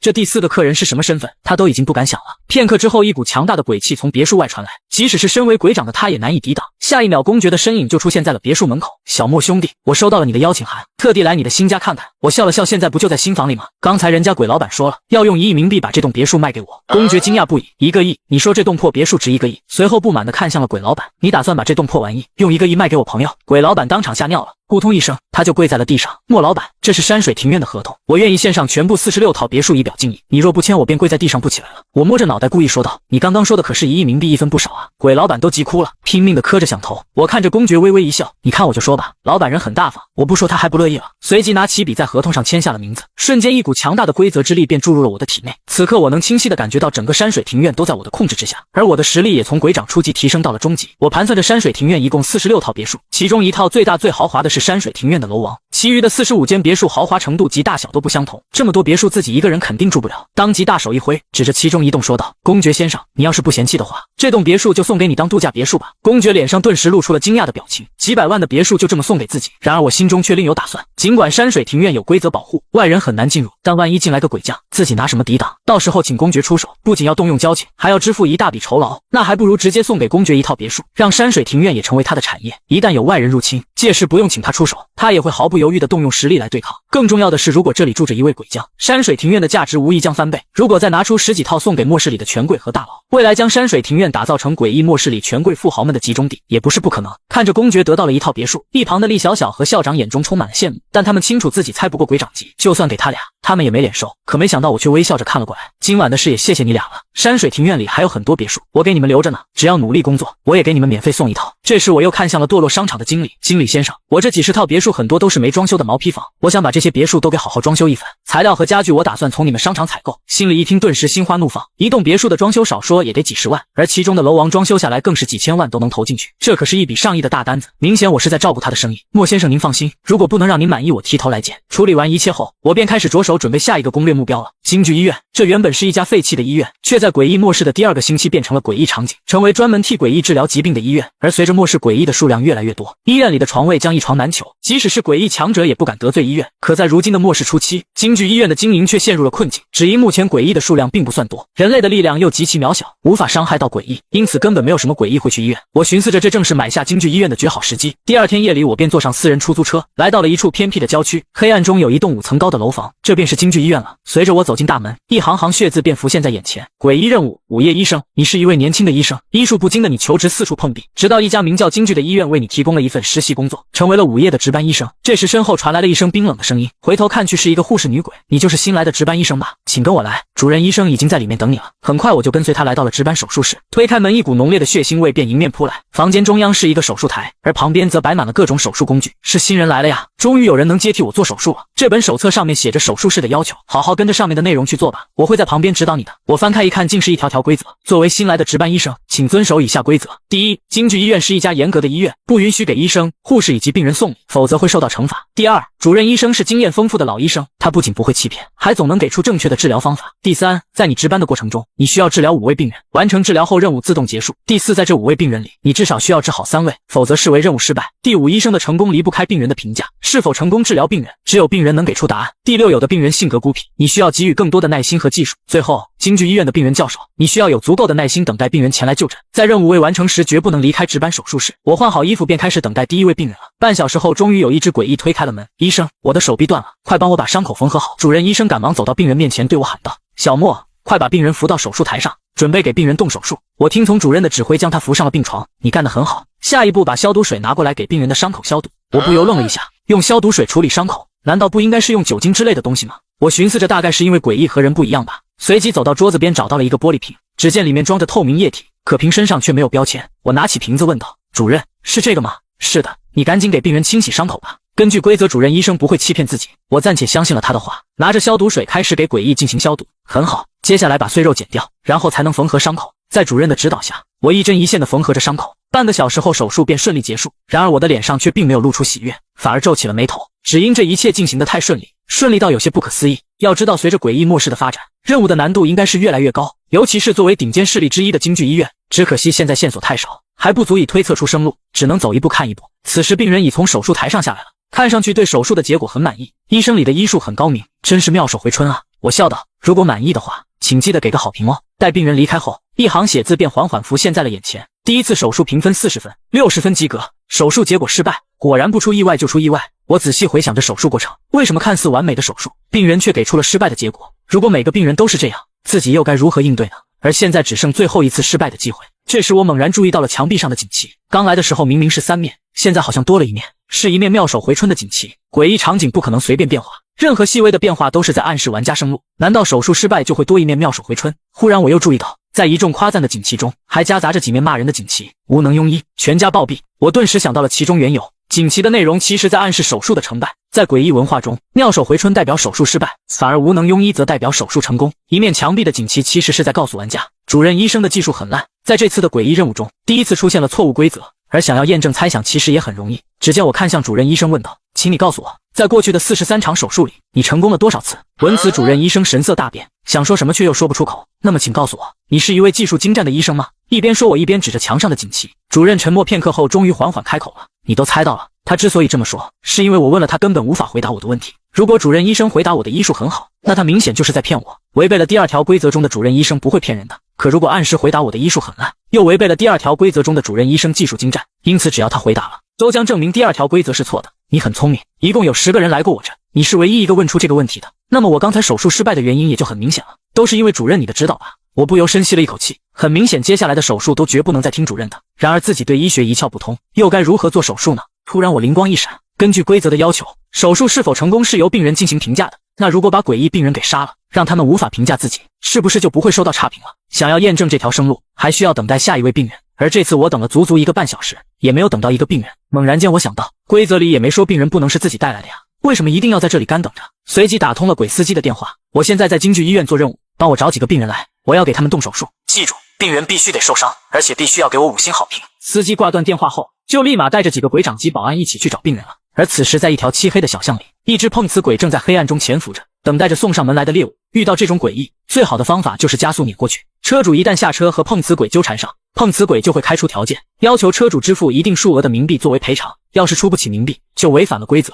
碰瓷鬼便能攻击车主，生吃车主的血肉啊！这时前方突然驶来了一辆黄色出租车，碰瓷鬼顿时面露喜色，今晚运气真好啊！才蹲了3分钟就要开张了。出租车的速度不算快，这对他来说很有利。当出租车驶到巷口时，他抓住机会一个箭步冲了出去，直挺挺地躺在了出租车面前，把我撞到了，快下车赔钱，赶紧送我去医院，不然我跟你没完。果不其然，出租车的车门就被打开了，可下一秒碰瓷鬼的笑容却突然凝固，只因出租车上下来的不是人而是鬼。他一眼就认出对方的实力至少是鬼长级，更为糟糕的是，下来的还不止一个诡异。兄弟，不好意思，不小心把你给撞到了。没事没事，一点小伤何足挂齿，你看我好好的呢，没事的话我就先走了呀。岂料鬼司机反倒不乐意了，那怎么行？既然我撞了你，肯定会对你负责的，我会带你去市里最好的京剧医院，有顶级医生莫大夫为你治疗。说着就大手一挥，指挥几个保安过来把他腿打折，再扛到车上去。一路上碰瓷鬼被保安们修理得够呛，终于在京剧医院外他被扔了出来。记得去1楼的值班手术室找莫大夫治疗，治完了我们就送你回去。如果莫大夫对你有任何不满，那就不是断条腿这么简单的事了。不多时，值班室的大门就被敲响了。莫大夫，莫大夫在哪？我是来找莫大夫治病的。主任医生一脸疑惑，小莫才刚来2个小时，只治了一位病人还失败了，怎么会有病人指名道姓的找他做手术？我心里嘿嘿一笑，我需要的病人终于来了，随即指了指一旁的手术台，示意他赶紧躺上去。碰瓷鬼很是懂事，一屁股就爬上了手术台。我仔细观察了一会儿，说道：“你这是腿被打折了呀？”碰瓷鬼魂都快被吓出来了。对，是腿折了。岂料我面露难色，可我不太会治这个。他顿时如五雷轰顶一般，自己的病莫大夫不会治，这不是给莫大夫难堪吗？不，您没有任何错，是我生的病不对，是我不懂事，恰好生了您不会治的病。您再给我一次机会，我重新生一次病，保证您会治，保证您满意。这番话直接把我都给整无语了。主任医生更是惊呆了，自己治了这么多病人，还是头一次见病人说自己生的病不好，求大夫再给一次机会的。我摆了摆手，你别慌，作为一名医生，我还是会尽力医治的，我就帮你处理一下伤口吧。我寻思着，如果自己什么都不做就让他离开，可能会判定自己没有治疗病人，从而不算手术成功，自己多少要意思下。不到3分钟，手术便结束了。莫大夫的医术真是高明啊，我的腿一点也不疼啊，您真是我见过最好的医生。我心里默默叹了口气，鬼司机多少有点狠啊，把这诡异都整出心理阴影来了。片刻后，几行写字出现：手术成功，病人评分100分，请尽可能让病人给出更高的评分。任务结束后，将根据分数的高低发放不同奖励。而同一时间，墙壁上也多出了一面鲜红的锦旗，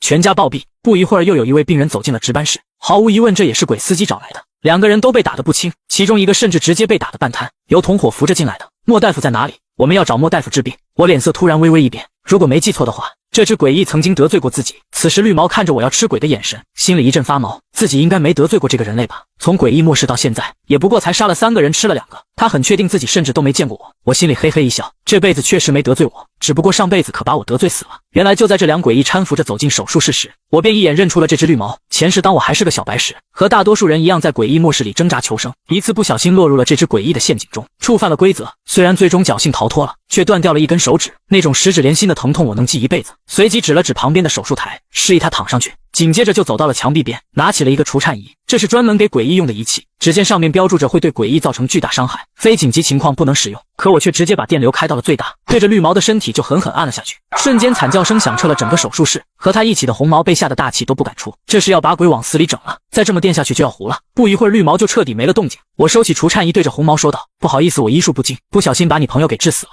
红毛早就被吓得魂飞魄散，一个大夫把病人治死了，这不是在抽莫大夫的脸啊！不行，绝对不行！当即拿起我的除颤仪，对着同伴的尸体又电了上去，伴随着强烈的电流，手术台上的尸体被电得一阵抽搐。红毛见状，连忙指着抽搐的尸体喊道：“莫大夫，您看他还在动，分明是活着。您的医术如此高明，怎么可能会把病人治死呢？我这个已死的同伴都被您给救活了。”红毛的骚操作把我看得目瞪口呆。主任医生觉得自己的世界观都崩塌了。刚才的病人把骨折的腿说成治好了，本以为够离谱了，没想到来了个更离谱的。可就是在红毛的这一通操作下，本来已经差不多死了的绿毛竟回光返照的睁开了眼。好兄弟，你居然还没死！绿毛大为感动，想不到在最后时刻还有同伴在关心自己。可红毛接下来的一句话却差点让他没绷住。好兄弟，你还没给莫大夫评价呢，在给5星好评之前，你千万不能死啊！你死了我就完蛋了。下一秒，我的眼前便浮现出了一行血字：手术成功，病人评分100分。在给出了5星好评后，绿毛才咽气嗝屁。红毛不敢久留，抱起绿毛的尸体就飞快地逃出了手术室。这时值班手术室的门又被敲响了，随着大门打开，一个熟悉的身影走了进来，是之前的第1位病人。只见他扑通一声跪在我的面前：莫大夫，我错了，是我有眼不识泰山。您这么优秀的大夫，大发善心的为我治病，我非但不感恩，给您打了40分，求求您原谅我吧。我这就给您改成满分。我一头雾水，完全摸不清这是什么情况。直到我看到了他身上几处被打的新伤，才明白过来，又是出自鬼司机的手笔。手术成功，病人评分100分。主任医生看到这一幕后，断定我的身份绝不简单，随即打开手机登录了诡异互联网，开始搜索我的资料。那不搜不要紧，一搜吓一跳，午夜食堂、暗夜高校、山水庭院、堕落商场，这人类竟是城市里的顶级大佬。只要和院长通个气，那都是院长亲自接见，哪用得着到手术室受这个气？这时主任忽然想到，在治疗第一个病人时坑了我，顿感自己麻烦大了，于是在下一个病人进来时，不等我出手，他就像换了一个鬼似的变得无比殷勤。莫大夫，您治了3个病人应该很累了吧？就让我来代替您做2场手术吧。说着就要过去搀扶病人，我一下子急了，这 NPC 怎么回事？是要抢我生意吗？这可是鬼司机给我送来的，我还等着完成诡异任务呢。规则里也没说主任会抢生意啊。我赶紧追了上去，别，我年轻人能吃苦，还是让我继续做吧。一旁的病人见到2个医生都要来扶自己，顿时急了，自己可还没活够呢，极力推脱着坚持要自己上手术台，最终承受不住压力，竟直接跪了下来。莫大夫，您让我一个人上手术台吧，我死都不敢麻烦您扶我呀。主任医生一急也跪了下来，莫大夫，您太辛苦了，这场手术就让我来做吧。瞬间我整个人都麻了。这时女护士也迎了上来，莫大夫，您就在旁边休息一会，让我来帮您按肩吧。无奈之下我只得妥协，于是作为玩家的我静坐在椅子上，开始享受着女鬼护士的按摩，而主任医生则在手术台边认真的给病人做手术。病人一边疼得龇牙咧嘴，一边对医生的医术大加赞赏。然而他称赞的不是主任，而是我。哎呦，这一刀下去，正好把我的肾给划出了道小口子。这刀法不轻不重，一看就是有几10年的功力。莫大夫真是当世神医，刀法出神入化。哎呦，这线缝合的那叫一个地道。莫大夫的手艺真是令鬼叹为观止啊！随着手术的完成，血渍再次出现，病人评分100分。于是就这样，直到最后一个病人出现，手术室里依旧保持着这诡异的画风。恭喜您成功完成午夜医生任务，总分500分。由于您极其出色的表现，您的照片和姓名将登上京剧医院神医榜第1名，并获得鬼掌级道具置换迷雾，请注意查收。下一秒，我的手上就出现了一个喷壶，本道具为一次性道具，按动喷壶手柄即可使用。使用后会喷洒出置换迷雾，周围半径10米内鬼将及10里以下的鬼怪都将陷入幻境之中，持续时间1小时。您可以提前设置幻境内容进行个性化定制。我不由眼前一亮，有了这个道具就能间接控制诡异的思想了。只可惜只有1次使用机会。突然我灵光一闪，谁说一个人只能参加1次诡异任务，刷1次满分就能拿到一个置换喷雾？多刷几次岂不是能拿很多个？随即直接离开了值班手术室。一走出京剧医院，我又立刻折返了回来。诡异任务午夜医生，果然自己又收到了这个任务。同时主任医生那边也收到了提示，又有新的倒霉蛋要来参加任务。可抬头一看，竟发现还是我。我微微一笑，别这么惊讶嘛，都是老熟人了。流程赶紧走起来。很快司机又把新病人送来了，依旧是熟悉的配方。不过这次我则悠闲地躺在椅子上，享受着鬼护士的按摩，而主任医生在飞快地进行着手术。就这样，手术成了流水线作业，5分钟一个，不到半小时就完成了第2次诡异任务。随即我又起身走出了手术室，5分钟后我便再次走进了手术室。就这样，我继续刷了2轮任务，直到一行写字出现在眼前：鉴于您的优秀表现，获得鬼掌级道具置换迷雾，请注意同意诡异场景，每人每月最多参与3次，本月您已达到最高上限，再次进入京剧医院将不再触发诡异任务。而与此同时，5楼的办公室院长也注意到了异常，今晚的1楼似乎格外热闹，短短几个小时诡异任务就被触发了3次。他仔细一看，竟发现是同一个人，还3次都拿了500分。只是小莫这个名字似乎在哪听过，想了半天，忽然想到正是最近城市里风头正盛的人类，短短几天就收购了一大批产业，俨然成为了城市里的霸主。随即心里打起了小算盘，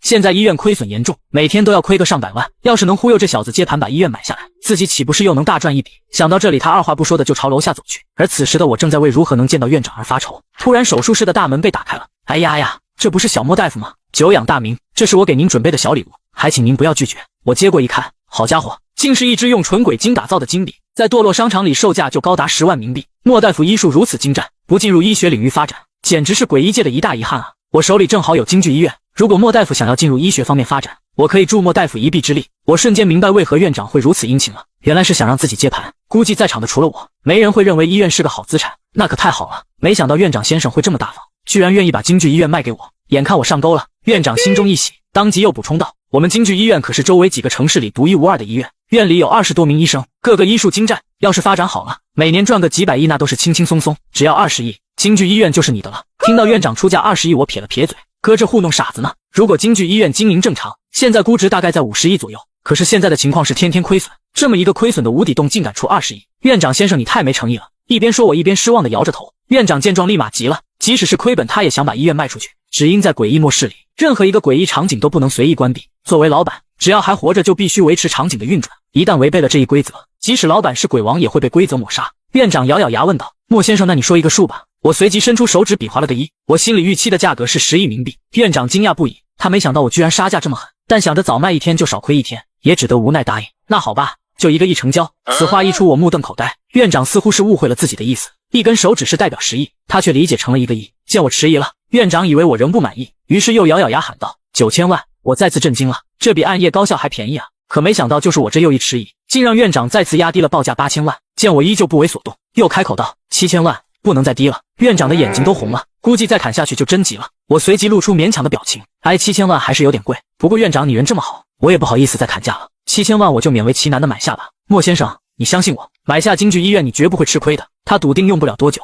我就会见识到医院的吞金能力，最终后悔买下这座医院。随着合同的签订，我的体内再次积聚了一股庞大的力量，实力也提升到了鬼长高级。这时我的手上突然出现了10张纸条：午夜酒店、幽冥出租车、暗夜高校、京剧医院、山水庭院各2张，并且上面没有任何字迹。如果没猜错的话，每一张纸条代表着可以给1个人布置诡异任务，也就是说我现在可以给10个人发布任务了。要知道在其他诡异场景 ，BOSS 只能制定规则，并没有分发纸条的能力。我寻思着每个产业2张，意味着目前每个场景的人数限制最多2人。从这一刻开始，我的身份已然转变成了半个统治者。随即按耐住激动的心情，抽出了一张午夜食堂的纸条，接着又从口袋里掏出鬼金笔，迫不及待地想要验证自己的猜想。思索片刻后，我想到了一个人，江火。他是一名狗仔记者，诡异末世前专靠挖掘花边新闻来赚钱，末世后为了博取流量竟道德绑架我，疯狂在网络上输出观点。小莫，既然你那么厉害，为什么要见死不救呢？只要有诡异任务的参与者死了，他必定会跳出来狂喷我。短短几天时间，他便在网络上爆火了，甚至还赚到了1000多冥币，而我却被扣上了自私冷漠、为富不仁的帽子。昨天更是变本加厉的在网上放出狠话，如果有时间，一定要亲自去我的午夜酒店吃顿饭，当面问问我的心是不是石头做的。想到这里，我便毫不犹豫地提笔写道：任务名称饕餮食客，任务执行者江火。而另一边的江火刚写完一篇新稿子，题目是小莫的自私是无法理解的，如果给我1亿冥币，我肯定捐出去帮助所有人。这时突然桌上出现了一张纸条，江火心里咯噔一下，不会是诡异任务吧？打开一看，竟是午夜酒店的任务邀请函。自己昨天才在网上兑现了午夜酒店，今天就收到了诡异任务，他很难不怀疑自己是被针对了。可据他所知，诡异场景的 BOSS 虽然厉害，却没有指定玩家的能力，更别说小莫这个人类了。随即安慰自己，这只是一个巧合，只要在小莫得之前做完任务，就什么事也不会发生了。抱着速战速决的想法，他很快便来到了午夜酒店。一进入大堂，厉小小就迎了上来：先生你好，是来参加诡异任务的吧？请跟我来。江火环顾了下四周，并没有发现我的身影，顿时松了口气。一路上厉小小都在给他介绍规则：第一，你只有吃完餐桌上所有的食物才能离开；第二，人类不是食物，不能自相残杀；第三，桌子、椅子、刀叉、盘子不是食物；最后，不能主动丢弃食物，否则等同于吃不完。在说完这4条规则后，江火就被带进了一个小房间里。只见房间中央摆着一张圆形餐桌，桌上是一大碗红色的汤水，而另一边则坐着一个哭泣的小女孩。厉小小向江火解释道：这个小女孩是上一轮任务的失败者，没有完成任务才被留了下来。如果你完成不了任务，也得和她一起接受惩罚。江火一走到桌子边，一股浓烈的血腥味便迎面扑来，破裂的眼珠，半个耳朵，鲜红的肉块，别说吃下去了，看一眼都会让人做噩梦。可他也只能强忍着恶心，拿起勺子一口口的喂进嘴里，希望这顿饭能堵住你的嘴。厉小小阴阳怪气了一句后便离开了房间。很快随着江火喝下最后一口汤水，在仔细查看了餐桌的里里外外，确定没有其他的食物后，他便起身对着门外大喊道：经理快进来，我已经吃完了所有食物，请快点让我离开。他寻思着再不快点，我说不定就要回来了。厉小小闻声走了进来，看了看餐桌，满意的点了点头：你吃饭的速度还挺快的，早知道你这么能吃，就应该多给你准备点了。尽管江火心里早就想把厉小小给骂死，但表面上却还是挤出了一副笑脸：多谢经理款待，没事我就先走了。可他刚要离开，却被厉小小叫住。江火的心里顿时咯噔了一下，为什么？自己不是已经完成任务了吗？你的任务完成的很出色，所以特别奖励你一次机会。江火愣住了，机会？什么机会？看到这个小女孩了吗？按理来说她是要被处死了，但我们午夜酒店也不喜欢滥杀无辜，只要你给我100冥币，我就放了她。江火一脸无语，这也算机会？真是白高兴了一场。他摸了摸口袋里的1000冥币，想也没想的说道：对不起，我很想帮她，可惜我身上没有冥币。厉小小露出了轻蔑的笑容：是吗？江火一刻也不想停留，揣紧兜里的冥币就准备快步离开，可刚走几步又被厉小小拦了下来。很遗憾你不能走，你的任务失败了。江火露出一脸震惊的表情，这怎么可能？碗里的东西我可是吃得干干净净，是不是玩不起？难道你敢违背规则？我并没有违背规则，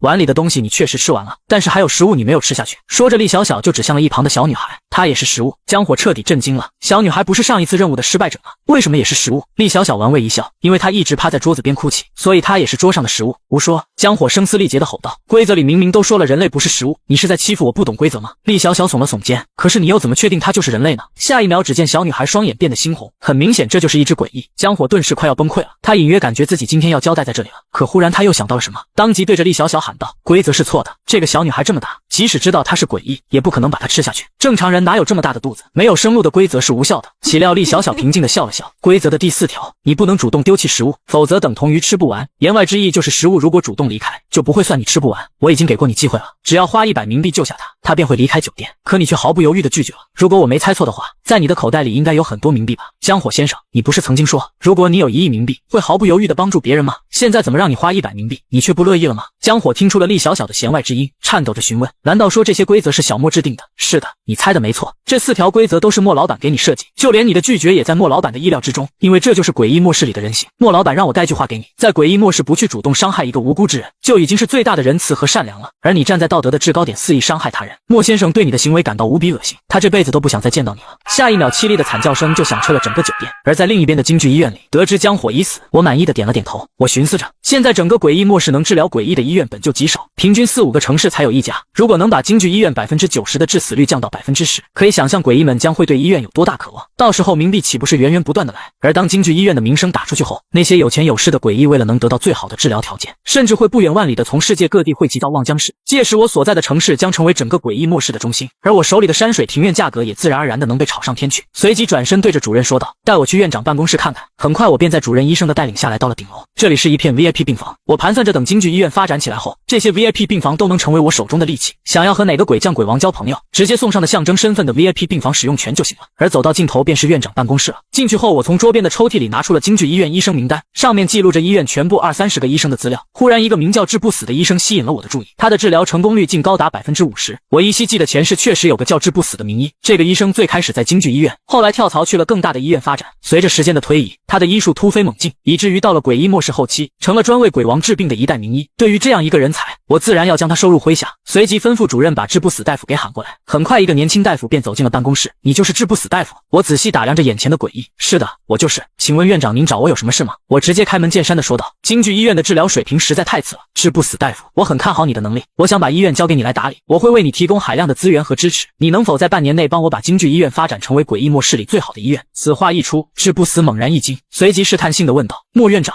您可能不知道，想要京剧医院发展起来，那可需要一笔不小的资金。我笑了笑，我这个人最不缺的就是钱，只要能让京剧医院成为第一，投入1000亿冥币我也愿意，除此之外我还会给你1%的股份。治不死顿时一脸震惊，他没想到我会开出这么高的待遇，能遇到这么赏识自己的老板，他感觉这辈子都值了。可突然他却面露难色的说道：可现在京剧医院的病人实在太少了，平均每个医生一天都治不了一个病人，没病人医生的水平就很难提升。我想了想，事实上在诡异末世初期，几乎所有的诡异医院都面临着缺少病人的情况，只因无论是人类还是诡异都缺少冥币。而根据我的观察，在诡异末世，冥币似乎是在慢慢变多的，至于这些多出来的冥币是从哪里来的，却没有人能说得清楚。既然诡异们没钱看病，那就由我出钱，他们出命，共同努力一起来提升医生的水平。但直接免费肯定是不行的，毕竟诡异也不是傻子，听到不要钱就应该能猜到是陷阱了。随即想到了一个新方式，医保。每个望江市的诡异只要花上10冥币购买医保产品，那么当这个诡异生病后，就能免费到京剧医院进行治疗。10冥币的价格相比于10几万的治疗费简直就是白送，届时他们将很难怀疑这其实是一个我出钱你出命的陷阱。随后我便发动手底下的员工将京剧医保的消息散布了出去，不到半天的时间，几乎整个望江市的诡异都知道了医保的事。大多数的诡异在听到这一消息时还是保持着怀疑的态度，10冥币的医保能帮你免费治疗做梦呢。直到几个诡异抱着仪式的心态购买了医保，当他们来到京剧医院时，不仅受到了护士的热情接待，医生们也格外积极，丝毫没有因为他们只出了10冥币而区别对待。就这样一传十，十传百，逐渐整个望江市的诡异们都震惊地发现，京剧医保似乎是真的。原本门可罗雀的京剧医院短短数天就变得鬼山鬼海了。而看着这一切的我心里颇为欣慰。这时办公室的大门突然被人从外面打开了，只见一个西装笔挺的中年诡异走了过来，他介绍着说自己是亡灵地铁的老板。亡灵地铁那原本是望江市的地铁线，被污染后变成了诡异场景。前世我曾在那执行过诡异任务，处处小心翼翼，才最终活了下来。西装鬼掏出一个小盒子，恭敬地递了过来。莫老板一点小心意不成敬意，我打开一看，是一块鬼达翠翡。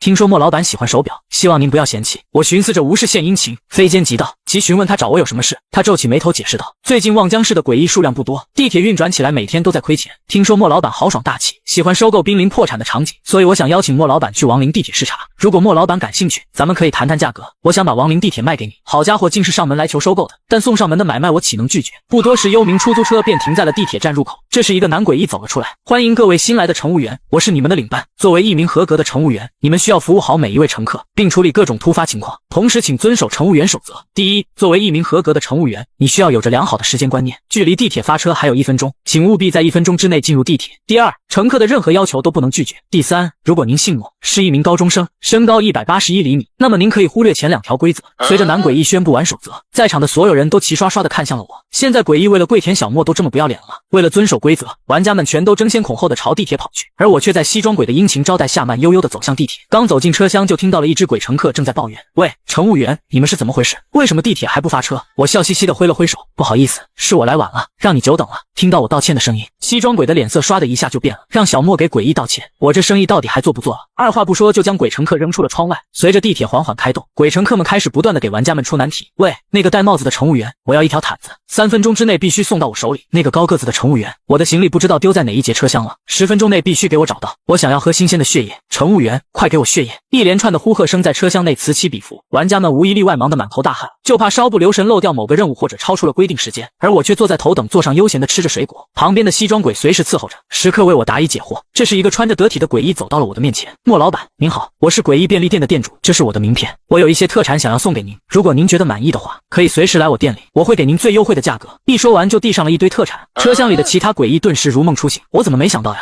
这可是个和小莫攀关系的好机会。随即诡异们也纷纷拿出名片围了过来，可还没等我认识完在场的所有诡异，地铁便到站了。恭喜玩家任务完成。西装鬼一面招呼着我下车，一面笑嘻嘻地询问：莫老板，您感觉亡灵地铁怎么样？还算让您满意吗？我缓缓地点了下头，你表现得很不错，这次行程我很满意。那西装鬼顿时松了口气，那太好了，莫老板，您看您愿不愿意把亡灵地铁买下来呢？价格都好说，我可以给您打5折。我摆了摆手，那就这个价吧，5000万冥币我买了。我寻思着，现在亡灵地铁只有一条线路，而且线路较短，正常来说售价应该在1亿到2亿冥币，但以后随着望江市的发展，肯定要扩建。闻此的西服鬼麻溜地掏出了合同，生怕我反悔。签下名字后，我盘算着亡灵地铁不属于核心产业，着实没有必要投入太多的精力去管理，随即开口向西服鬼询问道：我需要找个人帮我管理整个地铁，你可有推荐的人选？他思索片刻后，指着一个男诡异说：他是我们这里的站长，之前就是他全权负责地铁的运营。我一看正是任务开始前宣读规则的那只诡异，随即点了点头，对着站长说道：那就让你继续管理亡灵地铁吧，只要跟着我好好干，以后随着亡灵地铁的扩建，你的地位自然也水涨船高。站长立即信心满满的表起了忠心。莫老板您放心，我肯定全力以赴。这时鬼司机突然打来了电话，我嘀咕着他从未主动打扰过自己，若不是有突发的重大情况，是断不会打来电话的。果不其然，电话那头的鬼司机显得十分急切。老板，刚才山水庭院的保安联系我，说大门口突然出现了很多诡异，他们大部分是鬼长级，正堵在山水庭院的门口说要见你。挂断电话后，我马不停蹄的就从地铁口出来了。此时鬼司机早已等候着我了，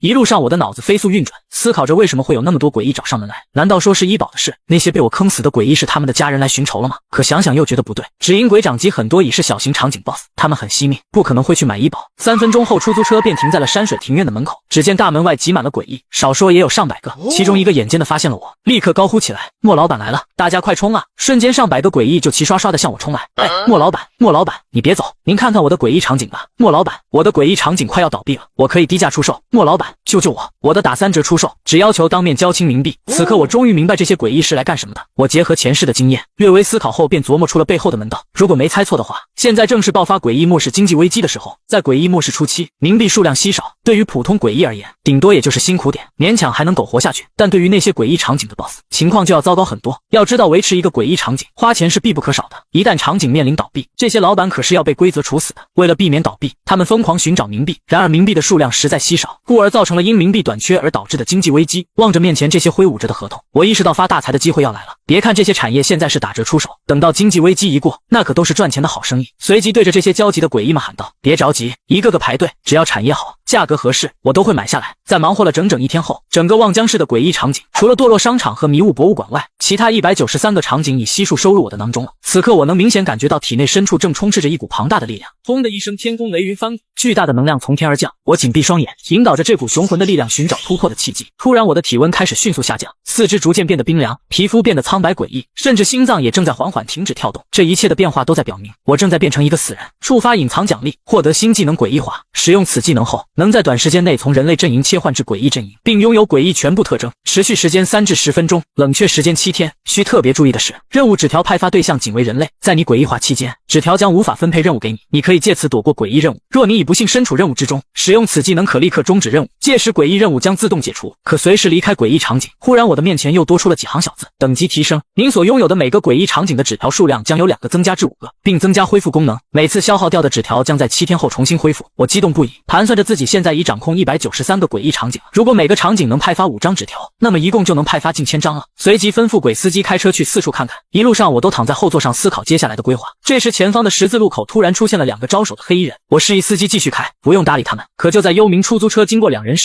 其中一人却掏出一个黑色的东西朝着出租车扔了过来，伴随着一声闷响，黑色块状物便狠狠地粘在了出租车的后备箱上。我和鬼司机都意识到了不对劲，下一秒黑色块状物就发出了猛烈的爆炸声，顿时火光冲天，2个黑衣人的脸上都笑开了花。任务完成了，没想到小莫的安保居然这么差。他们一面笑一面向小巷的另一头跑去，那里有接应他们的车子，只要上了车离开望江市就能逃之夭夭了。随后2人便一左一右地拉开了车门，径直坐到了后排座位上。快点开车，别让小莫的手下追上来了。可等了几秒钟也不见司机踩下油门，怎么还不走？再不走就来不及了。骂完后2人顿时察觉出了不对劲，借着车窗外的月光，他们惊讶地发现司机并不是他们的兄弟。紧接着车门就被人从外面打开了，只见门外站着几个穿着保安制服的诡异，正是我的保安大队。原本如此猛烈的爆炸，换作普通车辆，里面的乘客早就炸得灰飞烟灭了。然而我乘坐的是幽冥出租车，在载客行驶时受规则之力的保护，外界的任何攻击都无效。当爆炸发生后，诡异保安们顿时倾巢而出，他们本就负责我的安保工作，一直跟在我的周围。很快3人就被带到了我的面前，看着他们我露出了不屑的笑容。听说你们想杀我？3人被吓得瑟瑟发抖，甚至都不敢直视我的眼睛。我厉声问道：你们的幕后主使者是谁？其中一个黑衣人颤抖地说道：是尹都，是隔壁尹都的元帅，他让我们找机会来刺杀你。我不由得皱起了眉头。尹都市是距离望江市不远的城市，在诡异末世开始后，大批城市陆续沦为了诡异场景，而尹都却是在一夜之间突然变成了一个巨大的诡异场景，并且和外界失去了联系。人们不再把它视为人类的城市，而是将它看作第一个被诡异完全占领的地方，甚至有人推测那里已经成为了诡异的都城。如果我没猜错的话，这3人口中所说的元帅应该就是尹都这个诡异场景的幕后 boss， 其实力很可能是一位鬼王。显然我的资产已经让某些诡异强者眼红了。我随即询问3人，你们为何要给尹都的元帅做事？像你们这样的人类还有多少？相比于诡异，人类做事更加隐蔽。如果是诡异进入望江市，本着诡异有自己地盘的原则，外来诡异很容易被察觉出陌生气息，而人类则不同，诡异无法分辨人类的气息，大概有300-400人左右。黑衣人小心翼翼地回复。我猛然一惊，怎么这么多人？尹都消失的这几天到底发生了什么？为何会有这么多人类甘心为尹都的 boss 做事？可3人互相望了望，却谁也不敢开口。在我如此威慑下，都不愿说出事情，这更加引起了我的兴趣。我懒得继续追问，索性掏出了致幻迷雾，对着3人喷了下去。瞬间周围的空气就变成了七彩的迷幻色。没过多久，他们便进入到了梦幻之中。通过3人的娓娓道来，一幅恐怖的画卷逐渐在我面前展开。那是一个极其安宁的午夜，直到一行写字出现在所有人眼前：诡异任务，城市大逃杀。想要在游戏中生存下去，必须遵守以下3条规则：第一，你的手上必须有不低于20条人命；第二，整座城市最多只有300人能活下去，如果游戏结束时超过300人，则按照杀人数量进行排名；第三，游戏时间5天，期间不允许离开城市，否则直接处死。听完规则，我心中顿时生出了一股寒意，真正恐怖的规则出现了。而从始至终，尹都元帅都没有出现过，一次面都没露过，竟造成了几10万的伤亡，这更加证实了我的猜测，他的实力不容小觑。可不等剩下的300名幸存者松口气，所有人的面前又出现了一行写字：恭喜各位胜利者，你们将是我新的人类仆从。望江市有个名叫小莫的人类，谁能杀了他，我就让谁成为鬼将。此刻我终于明白，为何这3个黑衣人甘愿冒如此大的风险，也要来刺杀自己了。我不由感到一阵忧虑，能将一个普通人变成鬼将，即使是鬼王也不可能做到。难道尹都元帅的实力已经超出鬼王了？想到这里，我的后背顿时冒出了冷汗。不过我很快便冷静下来了。如果尹都元帅真这么逆天，那么我的望江市对他而言实在无足轻重，何须来刺杀我？或者以他的实力直接踩死我就行了，根本不必派人类刺杀这么大费周章。那么最大的可能就是尹都元帅并没有那么强大，将人类变成鬼将只是他的骗局，而摆在我眼下的就是这300个亡命之徒。不先把他们除掉，恐怕我将不得安宁。我随即掏出了一沓纸条撒入空中，下一秒望江市的地图上便出现了许多红点，每个红点代表着一个诡异场景。随着我大喊了一句开始分配任务，地图上又出现了密密麻麻的小黑点，每一个代表着一个人，正好297个。在分配任务时，我还在每人的任务末尾加上了一句话：温馨提示，如果你能带来都元帅的有效信息，那么将会得到意想不到的奖励。没过多久，各个诡异场景的经理便开始一个个的审问玩家。然而尹都元帅藏得极深，这300个亡命之徒连尹都元帅的真实模样都没见过，更别提其他消息了。就在我一筹莫展时，李小小打来了电话，说午夜酒店那边得到了一点消息，有个人说自己曾见过尹都元帅，只是不确定是不是真的。在城市大逃杀开始时，他曾朝天空上看了一眼，只见漆黑的天空中雷电交加，忽然一道雷电闪烁，天空瞬间被照亮了。也就在那片刻的亮光中，他看到了一双猩红的眼睛。而在各个诡异场景忙着审问300个亡命之徒时，作为王牌之一的京剧医院却没有被我安排任何任务。毕竟目前京剧的首要任务是提升技术，而今晚这个本该平常的夜晚却被2个推着担架的诡异打破。新来的病人请耐心等待。我们的医生已经忙不过来了。负责接待的护士礼貌地安抚着病人，可当他看向担架上的病人时，却瞳孔猛地一锁，好强的气息，显然已经超出了普通鬼医，恐怕就连鬼将级的公爵都不及。另一边，我的手机铃声再次响起了，电话那头传来了治不死的声音：“莫院长，医院里来了个厉害的病人，您能不能抽空来一趟？我实在有些不敢置。”我愣了愣，有多厉害？大概鬼将巅峰的水平。我心里咯噔一下，公爵作为自己现在最大的靠山，也才鬼将中级而已。我明白这既是一个危险，也是一个机遇，无论怎样都值得亲自去一趟。等我抵达医院时，治不死已带着一群医生在门口等候多时了。他向我介绍道，这个巅峰鬼将被送来时已经是重伤了，给他治疗需要花费很大代价，我们没法做主才找您过来拍板的。我点点头询问他受的什么伤。要知道在诡异末世里，巅峰级鬼将可是站在食物链顶端的存在，即使是鬼王也不敢轻易招惹，这么一个强大的存在竟受了重伤，多少有些匪夷所思了。治不死解释道，看着像是被规则之力所伤。我不由好奇起来，能到鬼将巅峰，一般来说是不会违反规则的，到底是怎样的诡异场景，会让巅峰鬼将宁愿冒着重伤的风险也要去一试？来到手术室后，只见重伤的鬼将已经昏迷不醒了。据护工们说，在鬼将身上翻了个遍，也只翻出了10冥币。一旁的治不死提醒道，以他的受伤程度，想要治好至少得上千万。突然间，我发现巅峰鬼将的眼睛动了动，看来他只是看似昏迷，实则却能听到手术室里的谈话。尽管1000万冥币对我而言不过是9牛1毛，可万一帮他治好了伤势，他却反过来想要对付自己，那岂不是得不偿失了？随即朝治不死使了个眼色，示意他去外面说话。出门后，我便直接问道，这个巅峰鬼将对我们的态度如何？治不死摇了摇头，我收到消息赶到手术室时他就已经昏迷了。其实我知道的也不比您多多少，不过他能在重伤垂死之际选择我们京剧医院，至少说明他对我们没有敌意。我认可的点点头，继续问道，如果把他治好了，他多久能恢复到巅峰实力？我寻思着，最好的情况就是被治好后实力受到限制，需要一段时间才能慢慢恢复，这样一来在恢复期里，我就能准确判断对方的价值，同时也能防止对方伤害自己。治不死明白我的担忧，鬼将的治疗需要的时间较长，当他恢复意识能和您对话时，他的实力应该在鬼兵级，之后随着治疗实力将慢慢提升，直到恢复为巅峰鬼将，整个过程大致会持续1个月。当然，如果院长您想拖慢的话，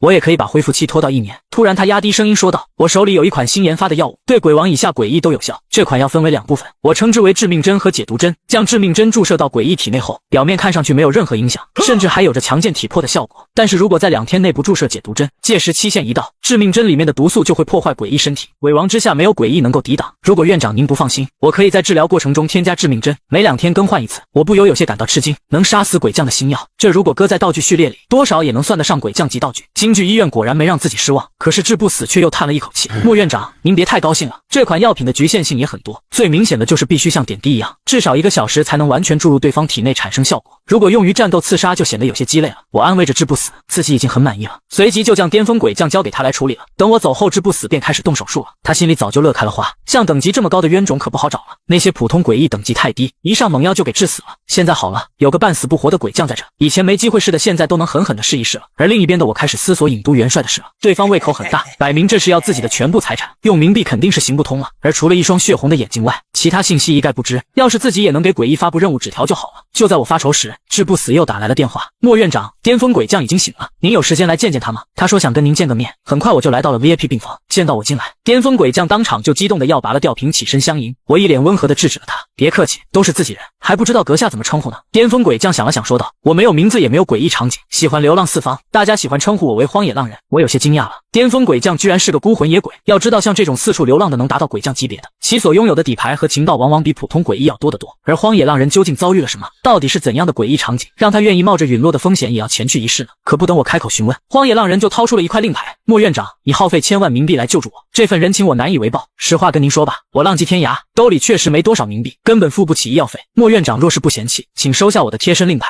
只要捏碎它，1天之内无论距离多远，我都会及时赶到。捏碎1次后会重新恢复，一共有3次机会。相比于公爵的令牌，这枚令牌的鬼气明显更加浓郁。这时我向他打听起了尹都的情况，荒野浪人一头雾水，很显然他对此一无所知。向他详细的说明了情况后，荒野浪人拍着胸脯说道，如果你不着急的话，等我伤好了，可以帮你去尹都看看情况。而且根据你的描述，我猜测对方的实力应该还没有达到鬼王。鬼王和鬼将虽然只有1字之差，但实力却是天差地别。如果尹都元帅真的是鬼王，那么你现在应该已经死了，所以我猜测应该是半步鬼王。我长舒了一口气，这对我来说无疑是个好消息。随即又问出了心中的疑问，不知阁下为何会受如此重的伤？闻言，荒野浪人露出一抹苦笑，我也算是倒霉，说出来不怕你笑话，我差点就栽在一个村子里了。1个月前我还在游历四方，偶然在一处古籍里得知了一个名叫失落村庄的地方，那里藏着一件鬼将级道具，那件道具名为古今印章，能力其实一般，可以指定一个鬼医做一件他力所能及的小事。这个功能看似很鸡肋，但对我却十分有用。然而想要得到印章却并不容易。失落村庄位于望江市外10公里左右的山区，里面的鬼医世代生活在那里，一旦有人拿走古今印章，整个村落就会慢慢化为为粉末，届时村庄的鬼异就会变成了孤魂野鬼，因此他们是不可能让你通关的。你看我身上的重伤，就是被失落村庄里的规则所伤，要不是我最后服软侥幸逃脱，估计就要栽在那里了。反正这个古今印章我是不打算再拿了。听完荒野浪人的讲述，我陷入了沉思。片刻之后，我又突然开口问道：如果想让一个鬼异主动接受一张纸条，古今印章是否能做到呢？荒野浪人一愣，点了点头，当然可以啊，这确实是一件小事，只不过有使用限制，印章每年只能对一个鬼异使用一次。此刻我看到了一个可能的机会，可以向鬼异分发任务纸条。此时我安抚好身受重伤的鬼将后，便带着司机和几个鬼异保安前往失落村庄。刚来到村口，却看见了吃惊的一幕，只见一大群鬼异村民将几具尸体直接扔到了村子口。这几具鬼异尸体每一个都是鬼长级实力，其中有一个甚至达到了半步鬼将，从他们的伤口来看，都是被规则之力所伤。敢来抢古今印章，真以为我们是好惹的吗？想毁了我们村子的，来一个杀一个。而谩骂声中还有几个受伤的鬼异，正屁滚尿流的从村子里跑了出来。当他们看到我们一行人时，急忙喊道：兄弟，你们也是来抢古今印章的吗？我劝你们苦海无涯，回头是岸呢。失落村庄里的鬼异可都不是什么好惹的家伙。说完就头也不回的走掉了。然而我却转身对着司机和保安们说道：走吧，相信我，我会开出令他们无法拒绝的条件。随后我直接开启了诡异化技能，这样一来就能避免收到诡异任务。看着我们依旧向村庄走去，那几个刚跑出来的诡异无奈摇了摇头，好言难劝，该死的鬼啊，这不是摆明着去送死吗？对了，反正我们现在回去也没事，要不在这里等等，看看一会他们的尸体会不会也被丢出来。我赞成，谁让他们不听我们劝呢？而另一边余怒未消的村民刚把尸体处理完，就又抬头看见了我们。你们是从哪里来的？你们看到地上的尸体了吗？不想也变成尸体的话，就赶紧滚！村民们一个个恶狠狠地盯向我们，可我却笑了起来。各位别太激动嘛，我们这次来是想和你们商量点事情，顺便还带了点小礼物。说着就拍了拍手，保安们随即一个个开始行动起来。不一会地上就堆满了礼盒，村民们全都好奇地看了过来，那是什么包装？好精美啊！打开礼盒后，村民们全都瞪大了双眼，都是上好的美酒啊，是堕落商场的标志。我听之前的外来人说，那是一个很大的商场，里面的东西不是一般诡异能买得起的。快去喊村长过来！片刻之后，一个年长的诡异就从村庄深处走了出来。如果我没猜错的话，这又是一个鬼将级的诡异。他上下打量了我一遍后说道：这位先生，你真是太客气了。这一个月来，我们村子接待40多波客人，可从没有哪一个像先生这样带礼物上门的。不知道先生过来所谓何事？我丑话说在前头，失落村庄是不能被毁的，你应该能懂我意思吧？我笑了笑，你放心，我是绝不会主动毁了失落村庄的。就这样，在村长的带领下，我们一行人进入了村子，而另一边还在躲着看热闹的几只诡异，不仅没见我们打起来，反倒看见村长出面将我们迎进了村，顿时陷入了严重的自我怀疑之中。不多时，我便来到了村长家里，心中不由一阵感慨，没想到鬼将居然会住在这种环境里。随即直接开门见山的说道：自我介绍一下，我是莫氏集团董事长小莫，在下不才，还有些小资产，在离失落村庄不远处有一座名叫望江市的城市，我可以在那里给你们安排新的居所和工作。失落村庄你们就不要再住了。不知村长意下如何？听了我的话，村长的脸上满是疑惑。望江市那是什么地方？能比自己的村子还好吗？见状我继续补充道：咱们第一次见面，口说无凭，要不村长你派2个人跟我去一趟望江市，届时就知道我说的是真是假了。我向你们保证，望江市绝对是整个诡异末世里最好的城市。村长沉默片刻后才开口：那就由我跟你一起去望江市看看吧。外面的村民得知了消息，竟也纷纷吵吵起来，叫喊着要和村长一同前去。就这样，一大群诡异跟着我浩浩荡荡地离开了村子。一路上我和村长交谈甚欢，根据村长的描述，整个失落村庄有100多个诡异，实力基本都在鬼长级，甚至还有几个半步鬼将，而村长自己则是鬼将中级。当车辆缓缓驶入了望江市后，诡异村民全都被眼前的一幕震撼到。这就是望江市吗？我从没见过这么繁华的地方。这些话飘到车内保安的耳里，令他们心中不由生出了一股自豪感。是的，这就是望江市，我们跟着莫老板生活的望江市。10分钟后，3辆车便顺利抵达了午夜酒店。各位远道而来，想必已经很饿，我先带大家去午夜酒店用餐吧。一走进酒店，村民们全都惊呆了，这酒店装修的真豪华呀！听说这也是莫先生的产业，我感觉我们好像抱上了一条粗大腿。这时厉小小迎了上来，饭菜已为大家准备好了，请随我来吧。在推开一扇金色的大门后，一个豪华的宴会厅便映入了眼帘。只见桌子上都摆满了精美的菜肴，看得所有村民目瞪口呆。村长连连感慨：莫先生，这也太奢侈了，真没必要准备这么多。可我却对着所有诡异说道：各位朋友，实在不好意思，今天来的有点仓促，来不及准备，所以只给大家上了员工餐，大家就先凑合一下吧，下一顿再带大家吃点好。话音刚落，村民们全都炸了。员工餐，这么好的食物居然只是员工餐。在村民们品尝到餐盘里精美的食物后，更是无不啧啧惊叹的：天哪，我这辈子都没吃过这么好吃的东西。我刚才听他们说这是自助餐，不够还能再添，只要是莫老板员工，每天都能免费吃这些东西，我都想给莫老板打工了。待村民们酒足饭饱后，我便安排他们在午夜酒店入住，而村长则安排在了顶层的 VIP 套房。莫老板，你也太客气了吧，怎么还给我住这么好的房间啊？我笑了笑，你作为鬼将，自然能享受更好的待遇。跟我合作的还有2个鬼将，他们都长期拥有着 VIP 套房，很显然村长也有些心动了。第二天早上，村民醒来退房，全都恋恋不舍。住惯了午夜酒店的房间，他们已经不想回到失落村庄了。接着我又介绍道，加入我的集团后，每位员工每个月最低有3000冥币的工资。当听到有3000冥币时，在场诡异无不震惊失色的。要知道整个失落村庄都没有多少冥币，村里的冥币大多还是从尸体上摸出来的，积攒1个月，整个失落村庄也不过攒下了2000冥币而已。见到他们如此上道，我继续说道，除此之外，还有购物卡、年终奖、零食福利、工作餐、午夜酒店免费宿舍等诸多福利。一时间在场村民全都沸腾，我们要给莫老板打工。我清了清嗓子说道，现在望江市各个诡异场景都很缺鬼，只要向我申请，基本不会被拒绝。不过有一点我必须提前说明，一个诡异只能为一个场景工作，享受了我们集团的待遇，就不能再为其他诡异场景工作。大家应该懂我的意思吧？很明显，想要来到望江市生活，就必须舍弃失落村庄。说完，我又吩咐鬼司机带着村长和村民再去望江市好好逛逛。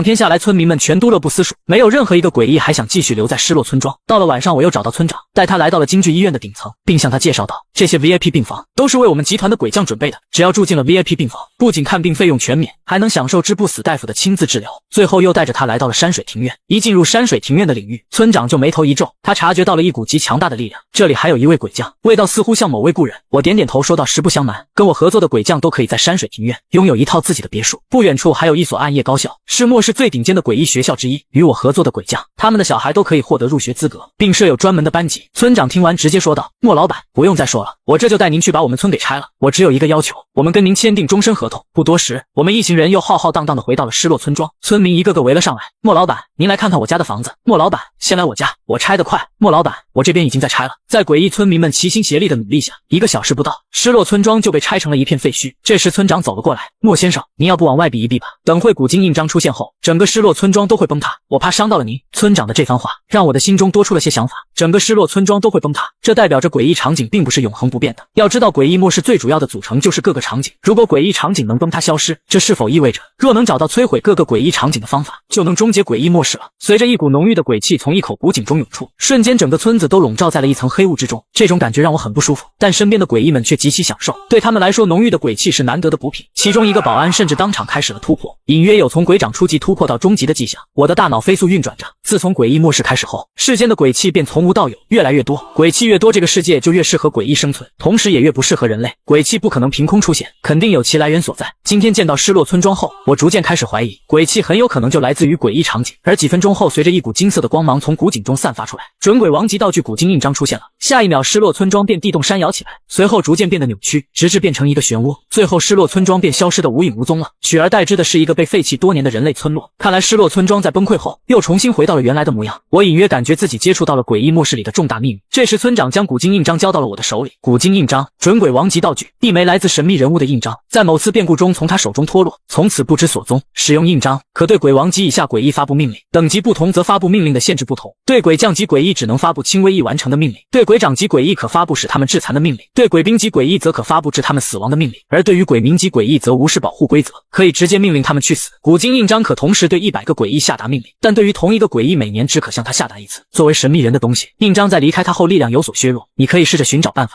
恢复古今印章的全部力量，有晋升鬼王级道具的潜力。注意，这枚印章的主人一直在寻找印章，切勿让他发现是你拿走了他的东西。离开失落村庄回到山水庭院后，我便迫不及待地准备仪式，随即有些兴奋地拿出了张纸条，在上面写道，郢都元帅任务，热情好客的主人，你收到了一封神秘的邀请函，邀请你去望江市的山水庭院做客，请不要辜负了主人的一片好意，他不喜欢迟到的客人，请在2个半小时内赶往山水庭院，超出时间可是会被处死的哦。下一秒，一张纸条就静静地悬浮在了郢都的夜空中，猛然间一双猩红的眼睛睁开了，这是个什么东西？而此时我早已做好了准备，正恭候着郢都元帅的大驾。一旁的公爵看着我，不由心生感慨，短短2个星期就从一个普通人类成长到了巅峰级鬼长，下一步就是半步鬼将了，速度着实惊人。现在居然还得到了向诡异发布任务的能力，但他还是善意的提醒，对于一个半步鬼王，想要将他绞杀在诡异任务里，难度是相当大的，你要做好心理准备。我赞同的点点头，这也是为什么我要把你们3个鬼将喊来的原因，万一我这边出了问题，还需要你们帮我兜底。而另一边的村长和荒野浪人则各自站在自己别墅的屋顶上，村长望着另一栋别墅上的身影，总有种故人的熟悉感，不禁喃喃自语道，等事情结束了，一定要去那栋别墅好好拜访一下。不多时，一辆轿车缓缓驶来了，当车驶到入口时，便被山水庭院的屏障阻挡住，必须得有人去门口接应才能进来。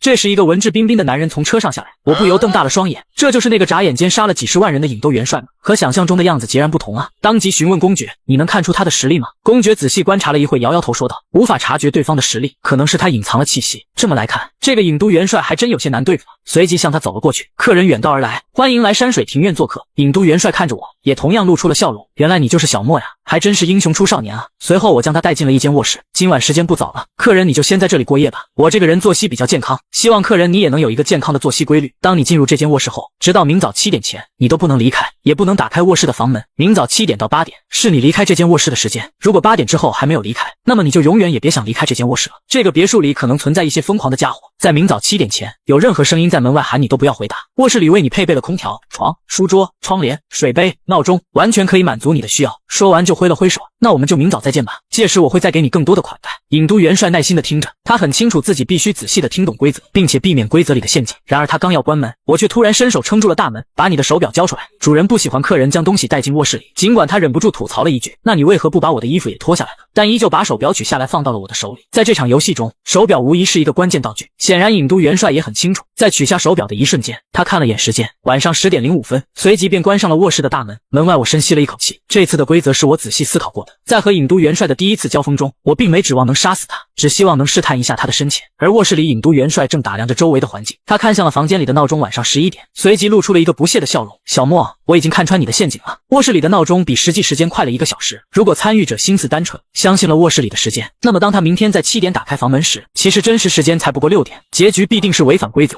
可按照规则，必定留有生路这一终极原则。他思索着，即使自己没有带手表，我也必须要留出生路才对。那么生路在哪呢？回想片刻后，他想起进入别墅时，客厅里挂着一个钟表，当时他瞟了一眼那个钟表上的时间，和自己手表上的时间完全相同。这就是我留下的生路，而且机会只有一次，毕竟进入卧室后到明早7点之前都不能离开。尹都元帅玩味地笑了起来，这个小莫还真有点意思，没想到他手里还有这么多好东西，居然能向诡异发布任务，等我完成任务就是你的死期了。想到这里，尹都元帅直接坐到了床上，随即闭上眼睛按住了手腕。而另一边的监控室里，我正观察着尹都元帅的一举一动，不愧是副本里的大 boss， 居然在通过脉搏计算时间。人体自身的脉搏很稳定，只要平日里计算好每分钟跳动的次数，然后用手感受脉搏，就能推算时间流逝了多少。显然闹钟的时间不对，那么他的走速也必定是不可信。可让我有些不解的是，难道诡异也是有脉搏的吗？公爵见状笑了起来，怎么样，很难对付吧？确实有点麻烦，我到现在都还没探查出他的具体实力。公爵叹了一口气，我在他身上也看不出任何气息。我猜测只有2种可能，要么他确实实力强悍，要么他其实没有任何实力，连鬼民都算不上。听到公爵这么一说，我沉思片刻后说道，或许我有个方法可以探查到他的实力。随着时间1分1秒的流逝，终于来到了早上6点半。这时卧室传来了一阵敲门声，尊贵的客人，早饭时间到了，莫先生为您准备了丰盛的早餐，请您出来吃饭。尹都元帅嘴角不屑地笑了笑，此时卧室的时间是早上7点半，实际不到7点，一旦开门必死无疑。果然见屋子里一直没有动静，外面的敲门声也慢慢消失了。可我对此毫不意外，只见我拿起一块平板后，卧室里的空调便启动了。没过多久，尹都元帅就从床上缓缓起身，朝着房门口走去。我的脸上露出了不可思议的表情。公爵忍不住问道，发生了什么？是让你如此震惊？我指着监控画面说道，快看，尹都元帅他要来开门了。刚刚我利用空调喷洒了致幻迷雾，我设置的幻境是现在已是7点50分了。如果我没猜错的话，他是受到了致幻迷雾的影响。要知道致幻迷雾只对鬼将以下的诡异有效。听到我这么一说，公爵脸上也露出了震惊的神色。能隐藏自己的气息，那至少都是鬼将级别，如果不是鬼将，那么就只剩一种可能了，尹都元帅根本没有任何实力。这一瞬间我感觉世界观都被撼动，一个连鬼民都不算的诡异，居然掌控了一个偌大的尹都，还杀了几10万的参与者。可就在我等待尹都元帅打开房门时，意外却出现了。只见他将手放在门把手上后，竟突然愣在了原地，就这么足足站了1分钟，随后猛然后退了几步。我再次懵逼了，明明致幻迷雾的效果还在，难道尹都元帅看出了陷阱？更诡异的是，尹都元帅也同样露出了百思不得其解的表情。他一边在房间里来回踱步，一边喃喃自语道，不应该呀，我数的时间是对的呀，现在已经是早上7点50分了，按理来说出去后是安全的呀，为什么会是这种情况？到底是哪里出了问题？此刻我有种预感，尹都元帅的背后绝对隐藏着一个巨大的秘密。随即对公爵说道，我本来准备等他一出门就告诉他任务失败了，现在看来还是先不告诉他任务失败为好，必须得想办法套他的话。随着时间1分1秒的流逝，尹都元帅的额头冒出细密的汗珠，还有10分钟就要到8点了，再不出去就来不及了。突然他像下定了某种决心一样走到了门口，只见他再次停在了原地，10几秒后露出了一抹欣喜的笑容，这就对了。然后如释重负般的打开了门，走出了卧室。现在正确时间是6点45分，尹都元帅终于落入了我的陷阱。我随即迎了上去，恭喜你通过了考验，这位尊敬的客人，不知道你昨晚休息的可好？多谢款待，昨晚睡得可舒服了。你设计的规则确实很有水平，只可惜被我识破了。我笑了笑，是吗？所以你停顿的那10几秒到底发生了什么？闻言，尹都元帅面色顿时一变。实不相瞒，我对你使用了道具，你已经失败了。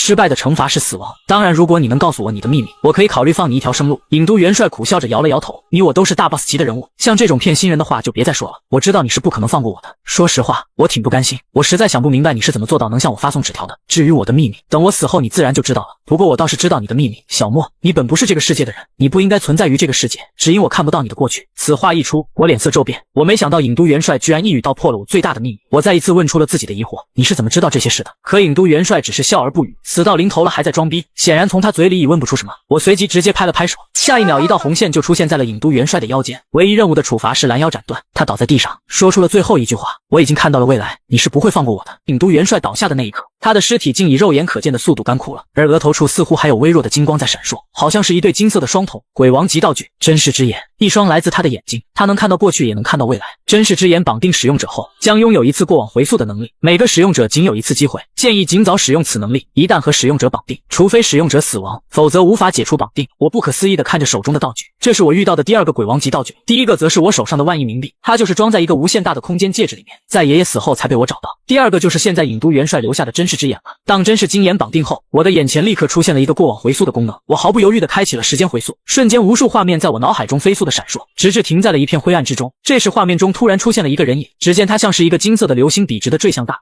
其中一道光芒从右手食指散发，仔细看去正是空间戒指，接着另一道光芒也从身上剥离下来，独自坠向了另一片大地。定睛看去似乎是古金印章，而几分钟之后又出现了一道金光，竟是真视之眼。一时间不断有金光从人影身上剥离，毫无疑问都是好东西。可当我试图去仔细看时，却发现怎么也看不清了。随着这个人影的坠落，画面开始向前滑动，直至来到了诡异末世降临的时刻。我心中不禁嘀咕起来，难道诡异末世和他有着某种关联？这时画面中突然出现了一个熟悉的身影，居然是郢都元帅，好像是在露营。只见他的目光被不远处的东西吸引了，那个东西原本掩埋在土里，但由于常年风吹日晒，土层渐渐稀疏，露出了一个小角散发着金色的光芒。他好奇地走上去扒开石块，顿时金光涌现，是真视金眼。随后一行血字出现，您成为了真视金眼的第一位主人，如果想要激活它，请献祭出几十万人的鲜血和生命，请问是否选择激活？而接下来的事我大致已经猜到了。紧接着画面中的郢都元帅也通过真视金眼看到了神秘人的陨落，同时他的眼前还出现了一张世界地图，在这张地图上散落着一个个金色的小光点。我瞬间明白过来，这些就是神秘人爆出的装备。其中一个金色的小光点落在了我所在的望江市，正是我手里的空间戒指。郢都元帅露出了若有所思的表情，竟有一个鬼王级道具离我这么近。此刻我终于明白自己为何会被他针对。而随着画面再次滚动，场景来到了山水庭院，在置换迷雾的作用下，郢都元帅正缓缓朝着门口走去。可当他按下门把手的那一刻，却突然心念一动，总感觉哪里有点不对劲。小莫不是这么容易对付的人，要不先动用一下推演能力，看看情况如何。随着推演能力的开启，郢都元帅的面前出现了1分钟后的情况。只见我毫不留情地宣布到你失败了。见此一幕的他连忙松开了门把手，开始在卧室里来回踱步。这不可能啊，明明已经到了上午7点多啊。几分钟后，不甘心的他再次使用了推演，而这次的结果显示，1分钟后当他打开门，我竟热情地迎了上来，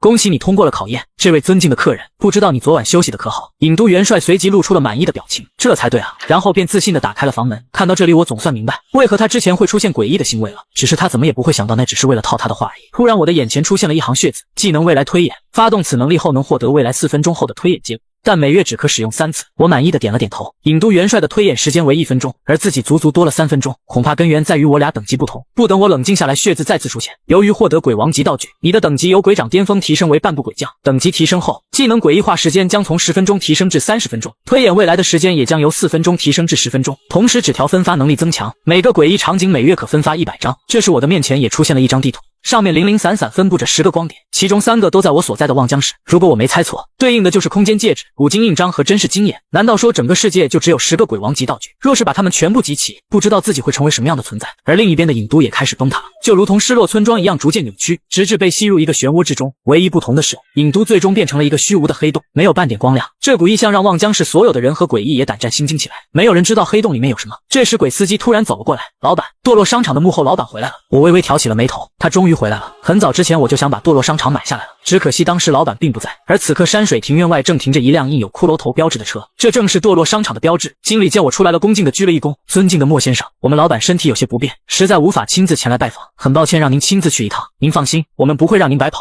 后续的谈判我们会让出一部分利益，以表尊重。5分钟后，幽冥出租车停在堕落商场的门口，很快经理就带着我来到了顶层，手指着前方说道，最里面的那个房间，堕落商场的老板就在那里等着您了。这时我走到了房间门口，随着我的到来，那门竟然自动打开了，紧接着一股强大的鬼气迎面而来，来。面对如此强横的鬼气，我的内心不由一惊。即便在公爵和荒野浪人身上也没有如此强大的鬼气，难道说这是鬼王？只见一个诡异走了过来，说道：“莫先生，你好，我是堕落商场的幕后老板，你可以叫我堕落之王。听说你对我的商场很感兴趣，让您等了这么久，我们就长话短说，商讨一下价格吧。”我上下打量着他，尽管堕落之王的语气很是干练，但却透露出一股有气无力的虚弱感，随即问道：“多少钱您愿意出售堕落商场呢？”他想了想，说道：“只要30亿，望江市的堕落商场就是您的了。当然，您进货还是可以享受和其他商场一样的价格。所谓堕落商场，是诡异末世里遍布各大城市的连锁商场，堕落之王的实力便主要来自于他们。”见我一时没有回复，他又说道：“让您亲自来这里见我，着实多有冒犯，我愿意给您打9折，27亿出售。”我思索片刻后回复道：“这个价格倒是很合适，不过我还是想冒昧的询问一下，您是不是哪里受伤了？”此话一出，堕落之王猛然抬头看向了我，居然被你看出来了，这就是我为什么没有去山水庭院接您的原因。实话告诉你吧，我在各个城市有很多堕落商场，我几乎没有时间去那些商场看看情况，而望江市就是其中毫不起眼的一个。一般来说，我是压根不会来这里的。这次我之所以前来，就是专程来找你的。我之所以受伤，是和一个鬼将沾染了些恩怨，只因我新晋鬼王没多久，而那个鬼将又是半步鬼王，且以神出鬼没著称。他每次对我偷袭都一击得手，绝不停留，我很难找到他的踪迹。再这么下去，用不了多久我就会被削弱回鬼将。可不久前我听说你有向诡异分发纸条的能力，不知你有没有什么办法能把他带到某个固定的诡异场景中？我试探性地问道：“那个半步鬼王叫什么名字？我分发纸条至少需要对方的名字，哪怕是绰号。”堕落之王笑了笑说道：“只要莫先生愿意帮忙，这座堕落商场我可以送给你。”那个鬼将名为逃脱大师，他最擅长的技能就是逃脱，即使是在鬼王面前，他也能寻找机会偷袭并从容脱逃。我想用不了多久，他就会晋升为鬼王。现在他对我还有些忌惮，可待他晋升为鬼王后，即使我能保住性命，也会付出惨痛的代价。我犹豫片刻后问道：“你又是如何会招惹到他的？”其实我并不介意用自己的能力去交换些利益，但平白无故去招惹一个鬼将，难免不会带来麻烦，因此在交易前我必须进行评估。堕落之王叹了一口气说道：“他会找那些有大型诡异场景的 BOSS 收取保护费，可是我当时刚刚晋升，财力还不够雄厚，因而拒绝了他。岂料从那之后，逃脱大师便一直针对我，直到现在交保护费。我寻思着，这对我来说无疑也是个威胁，用不了多久，逃脱大师的目光也会放到我身上来。现在倒不如帮了堕落之王，不仅替自己清理了后患，还能卖鬼王一个人情。”随即爽朗的笑道：“我这个人就是酷爱结交朋友，你放心，我很愿意帮忙。只不过见我似乎有所疑虑。”堕落之王连忙问道：“有什么问题？小莫兄弟，你尽管说出来，我好歹也是个鬼王，还是有些本事的。”我叹了口气说道：“只是我手里的诡异场景估计很难困住逃脱大师，我不敢保证他不会从场景里逃脱。”岂料堕落之王哈哈大笑起来，确实像你说的那样，普通诡异场景很难困得住他，只因他有种技能能无视规则的限制，在任务完成一半时从诡异场景里逃脱。不过我有一个方法能够100%困住他。说到这里，堕落之王便走到了窗边：“小莫兄弟，你看到那片黑色的虚无了吗？困住逃脱大师的方法就在那里，在这片虚空之中，没有空间的概念。如果能将它改造成一个诡异场景，那么当玩家进入后就永远不可能出来了。”听到此话，我的脸上露出了一抹震惊。永远不可能出来？堕落之王点点头说道：“既然没有空间的概念，那谈何出来一说？无论是跑还是跳，哪怕是瞬移，也是在空间这一概念里。”我细细品味着他的话，随即问道：“照你这么说，那岂不是永远也不可能有东西能从黑色虚无里出来？”他思索片刻后回复道：“我刚才那么说也有些绝对，确实有某种方法能出来，只不过那种方法不是我们这种诡异所能拥有。”我好奇地问道：“是什么方法？”“是时间，在黑色虚无中没有空间，但却仍然有时间的概念，唯一能逃出去的办法就是操控时间。”听到堕落之王的描述，我对于将黑色虚无改造成诡异场景的事确实产生了不少兴趣。如果真的能做到，那无疑等同于拥有了一座监狱，一座能永久将玩家困住的监狱。尽管现在手里的诡异场景都挺强的，但想要杀死某些参与者，不仅要专门制定规则，还要提防着人家通关逃跑，不如拥有一个黑色虚无监狱方便。随即问道：“难道你有将黑色虚无改造成诡异场景的能力吗？”堕落之王摇了摇头：“我并没有这个能力，但我一个朋友却有，我们都叫他虚空之王，他也是一名鬼王。他的能力之一就是将黑色虚无改造成一处诡异场景。他曾送给我一个一次性道具，可以将一个城市大小的黑色虚无改造成一处诡异场景。只不过我有这个道具，却没有向逃脱大师发布纸条的能力，所以我才找到你合作。我愿意使用这个道具，将引都的黑色虚无变成一处诡异场景。事成之后，这个诡异场景也可以一并送给你。”这时我开玩笑地说道：“难道你就不怕我拿到这个诡异场景后向你也发布诡异任务吗？”他自信地笑了起来：“鬼王是不会接受诡异任务的，这是鬼王的特权。”不多时，我们就来到了阳台，只见他掏出一个黑色小球抛向天空，小球便快速地朝黑色虚无冲去，下一秒黑洞就变成了一个诡异场。我称之为虚空监狱，而我就是虚空监狱的典狱者。莫先生，咱们事不宜迟，就让逃跑大师见识见识你的厉害吧。我点了点头，当即拿出了张纸条，随着白纸逐渐燃烧殆尽，逃脱大师的手里就莫名多出了张纸。他一脸懵逼，这是什么东西？只见上面赫然写着：“目的地望江市虚空监狱，邀请人小莫。”他露出一抹玩味的笑容。早就听说望江市出了个了不得的人类，能给其他人布置诡异任务，没想到居然分发到我头上来了。能给诡异分发纸条，手里肯定有不少好东西。本想先把堕落之王搞定再去找他的，谁知他自己竟还主动送上门来了。这一次不把他薅秃了皮，我就对不起逃脱大师的名号。想到这里，逃脱大师也不迟疑，直接朝望江市的方向冲去。很快，一道漆黑的鬼气就出现在了望江市上空。这时，住在山水庭院的公爵脸色顿时一几乎没有犹豫，瞬间冲上天空想要进行阻挡。然而只听见天空一阵嘲讽的笑声传来，就凭你还想挡住我？逃脱大师甚至连身影都没露出来，就直接绕过了公爵的防御，同时又是2道冲天的气息飞出，是失落村长和荒野浪人。但很显然两人也没有拦截到逃脱大师。此时3个鬼将悬浮在半空中，看着逃走的逃脱大师，公爵忧虑地说道：这股气息，如果我没猜错的话，应该是逃脱大师。走，去保护小莫兄弟。失落村长和荒野浪人点了点头，顿时3道冲天的气息朝我所在的方向奔去。与此同时，堕落之王看着远处的天空，小莫兄弟，你感受到了吗？他来了。而我感受了半天也没有察觉到逃脱大师，不过还是装作严肃的点了点头，心里却是想到，只要我不说出来，就没人知道我是菜鸡。而伴随着逃脱大师一起来的还有3道强横的鬼气。正在这时，天空之上突然传来一阵阴森的笑声，你就是小莫吧？我还没来得及收拾你，没想到你就先送上门了。还有旁边的堕落之王，200亿冥币准备好了吗？不过先不着急，我现在手里有个诡异任务，等我做完之后再来找你俩的麻烦。说完就朝虚空监狱的方向冲去。片刻之后，逃脱大师就来到了虚空监狱大门口。与此同时，一行血字出现在他的眼前：欢迎来到虚空监狱，这里是世界上安保最严密的监狱，没有任何生物能从这里成功逃脱。你是监狱里新来的狱卒，作为一名合格的狱卒，你需要进入监狱里工作2小时，工作时间结束后，你可以随意离开监狱。逃脱大师嘴角不屑一笑，让我来当狱卒，我还以为是让我当罪犯呢，这也太没挑战性了。说着，逃脱大师便打开了虚空监狱的门，走进了虚空监狱之中。然而等他进入之后，见到的不是一排排的监牢，而是无尽的黑暗。顿时逃脱大师便感觉到了异样，随即心念一动，便启动了他的诡异技能。下一秒，他的面前再次出现一行血字：恭喜你完成诡异任务，你现在可以离开了。而我这边也有收到诡异任务完成的提示，不由有些惊讶，看来逃脱大师还是有点东西，居然能强制结束诡异任务。只是逃脱大师不知道的是，在当他踏入虚空监狱那刻起，就永远别想离开了。而逃脱大师也惊讶地发现了，自己无论怎么跑，都像是在原地打转，又像是跨过了几百万里，只因在这里没有空间的概念。这时3位鬼将也赶了过来，公爵满脸担忧地说道：小莫兄弟，逃脱大师马上就会回来了，要不你去躲一躲吧。我平静地摇了摇头说道：不必紧张，我不会有任何问题，要不我们还是去虚空监狱去看看情况吧。说完便直接打开了虚空监狱的大门，只见逃脱大师就像一副定格的画面，无处不在但又无处可逃。我赶紧向众人解释道：这是虚空监狱，里面完全没有空间概念，鬼王之下，只要被我审判有罪，都会被投入虚空监狱，永世不得离开。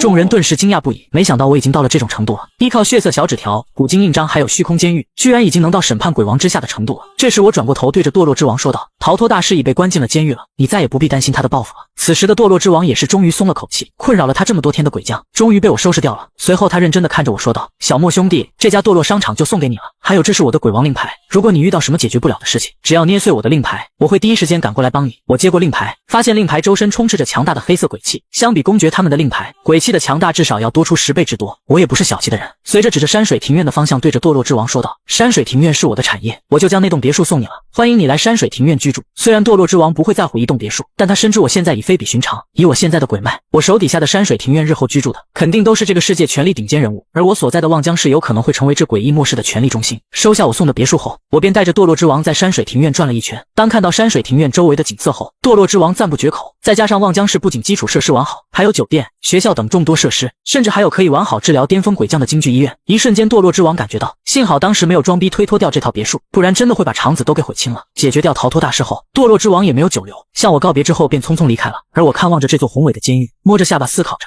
是时候应该组建自己的暴力机构了，就以虚空监狱为核心，组建集团审判所。下一刻我直接说道：传我命令，在集团内部挑选想要进步的鬼长级员工，组建集团审判所。随着这道命令的传达，集团里的员工们顿时激动不已，一时间一大群诡异员工纷纷报名，选我吧莫老板，我太想进步了，我能一天24小时干活。此话一出，周围的诡异像见傻逼一样看着他，你完蛋了，莫老板最恨你这种奋斗逼了。就是莫老板让我们每天只工作16小时，你这一嗓子喊出去，别人还以为莫老板是压榨员工的黑心老板呢。不到1上午时间，集团内部挑选出了50名鬼长级员工，其中5个巅峰鬼长，10个高级鬼长，20个中级鬼长，15个初级鬼长。看着这么多厉害的员工，下一步就是要选一个领头人了。此时我把目光看向了失落村长，这是唯一一个和我签了合同的鬼将，再加上失落村长曾经领导过失落村庄，就他了。至于荒野浪人，我准备让他充当审判所的外援。正在这时，公爵也说道：小莫兄弟，如果你们审判所遇到什么问题，必要时候我也会出手的。就此审判所基本上定型，大长老这个字不必说，肯定是由我来担任，而大长老下面就是长老，由失落村长担当，负责日常管理审判所，而荒野浪人和公爵则被冠以荣誉长老的头衔，下面就是各个执行队了，由5名巅峰鬼长担任队长，每个执行队有10名鬼长。如此一来，审判所的架构就清晰明了，而每个人都有晋升空间，可以从队员成长为队长，等队长突破到鬼将后就能晋升长老，成为审判所的管理层。当得知有明确的上升通道时，加入审判所的员工们脸上无一例外都露出了兴奋的表情。果然跟着莫老板好好干，这才叫有希望啊。这时我手上列了一个清单，上面是几个诡异的名字，将这个名单交给了失落村长，说道：今天审判所刚成立，是时候让我见识见识你们的实力了。这些名单上的诡异有罪，1个星期之内找到他们，把他们都抓回来带回审判所接受审判。失落村长接过名单立刻点头，大长老放心，里面的鬼一个也跑不掉。族长们拿到名单后，看着上面陌生的名字，一个个都感觉很疑惑，只是他们不知道的是，只因这几个诡异上辈子和我结过仇而已。就在刚刚，望江市的上空突然飞来了一架大型飞机，然后直接停在了望江市的机场上。我不由嘀咕起来，诡异末世过去快1个月了，秩序早已崩溃，按理来说像飞机这种后勤设施应该飞不起来才对。这时只见舱门打开，2名身穿制服的诡异走了出来，而在他们的肩膀上赫然写着幽冥2字，竟是幽冥公司的人。正当我疑惑时，一名幽冥员工恭敬地向我鞠了一躬，尊敬的莫先生，我是代表幽冥公司来见您的，您强大的实力已引起了我们老板的重视，我们老板是幽冥之王，他得知您到现在还在乘坐我们的幽冥出租车，十分感激，为了回馈您的信任，我们老板决定赠送您一架幽冥航班。众所周知，诡异航班有很多，但能进入无敌状态的航班，整个幽冥公司也只有3架，其中1架就是老板自己的飞机，而这一架是考虑到您长途不便，特地赠送给您的，只要这架航班起飞就会进入无敌状态，即使是鬼王也无法破开防御。我有些惊讶了，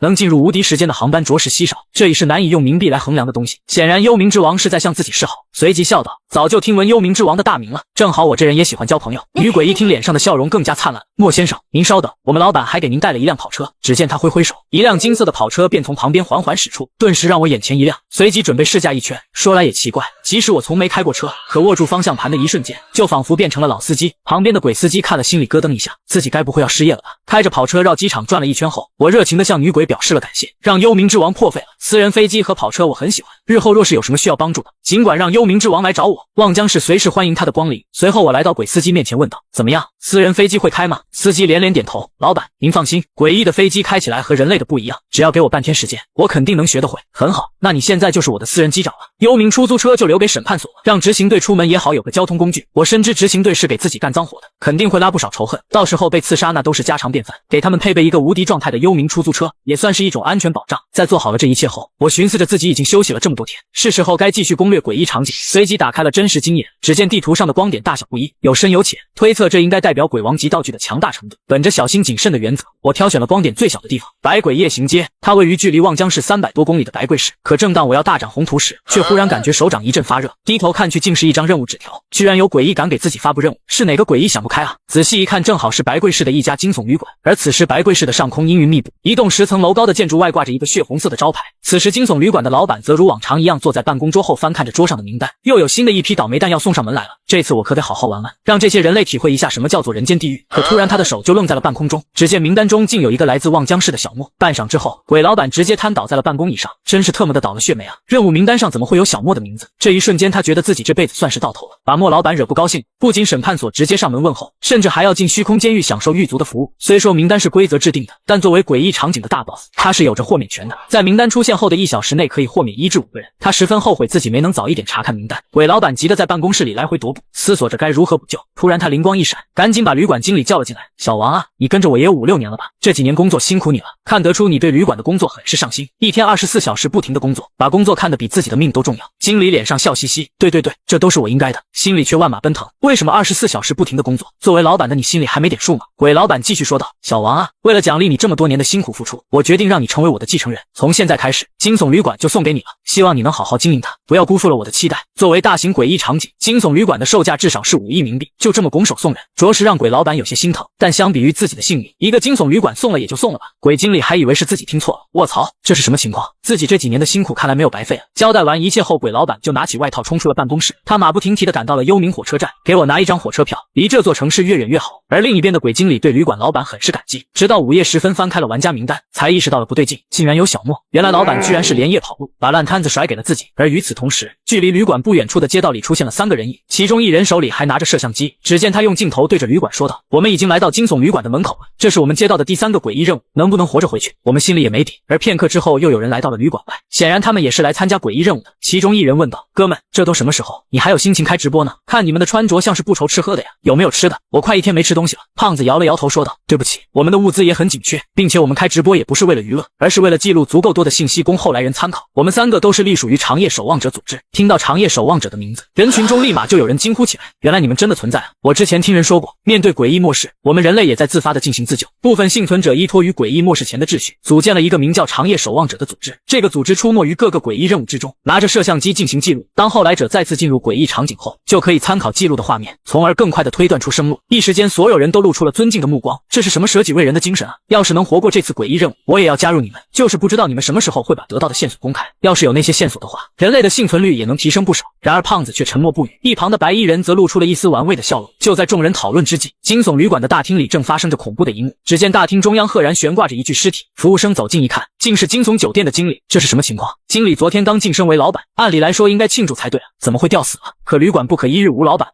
他寻思着，按照职位高低，下一个老板应该是大堂经理了。当即来到顶楼敲响了大堂经理的房门。恭喜您啊，经理，前任老板跑路了，现任老板吊死了，现在您就是新老板了。大堂经理一脸蒙圈，一夜之间，惊悚旅馆就损失了2个老板，总感觉有不好的事情要发生。老板，诡异任务马上就要开始了，这是这批玩家的名单，一共23人，请您过目。他刚翻开名单看了2眼，就瞳孔猛然一缩，顿时眼前一黑，昏死了过去。此时旅馆的大厅内已经等候着20多名玩家了。这时一名服务生走到众人面前，开始清点人数，22人，怎么少了一个？在场众人听闻，心里都不由得叹了口气。还有10分钟就开始了，这人简直是找死啊！而就在这时，旅馆外突然传来了一阵刺耳的刹车声，只见一辆跑车停在了旅馆的大门外，从里面下来了一个20岁左右的年轻人。此人正是我。我一面往里走一面笑道，不好意思，路上有些耽搁，来迟了。你们老板呢？赶紧让他出来见我。此话一出，众人顿时脸色骤变，这人是谁？居然如此狂妄，这种人在小说里恐怕都活不过3章。而一旁的诡异服务生望向我的眼神中也多了一丝不善，这个人类简直是作死，来得晚不说，居然还敢对自己这样说话。可他刚想发作，我却突然往他手里塞了一块硬邦邦的东西，他拿起一看，竟发现是一沓100元面值的冥钞，瞬间看向我的眼神都变了，随即低着头小声对我说道，尊贵的客人，很抱歉，是我们工作失误了，刚才我们老板在看到名单后突然晕了过去，您放心，只要他一醒，我就立刻让他过来见您。这一幕让大厅里的其他人都惊呆了，诡异没有想象中的暴怒，反倒低眉顺眼起来了。眼见玩家都到齐了，诡异服务生随即向众人宣布道，任务正式开始，现在你们是惊悚旅馆新来的服务生，这里的每间客房里都住着一名诡异客人，你们需要将房间打扫干净，让客人满意，如果客人向我投诉，那么你们将会受到严厉的惩罚。记住，规则只有一条，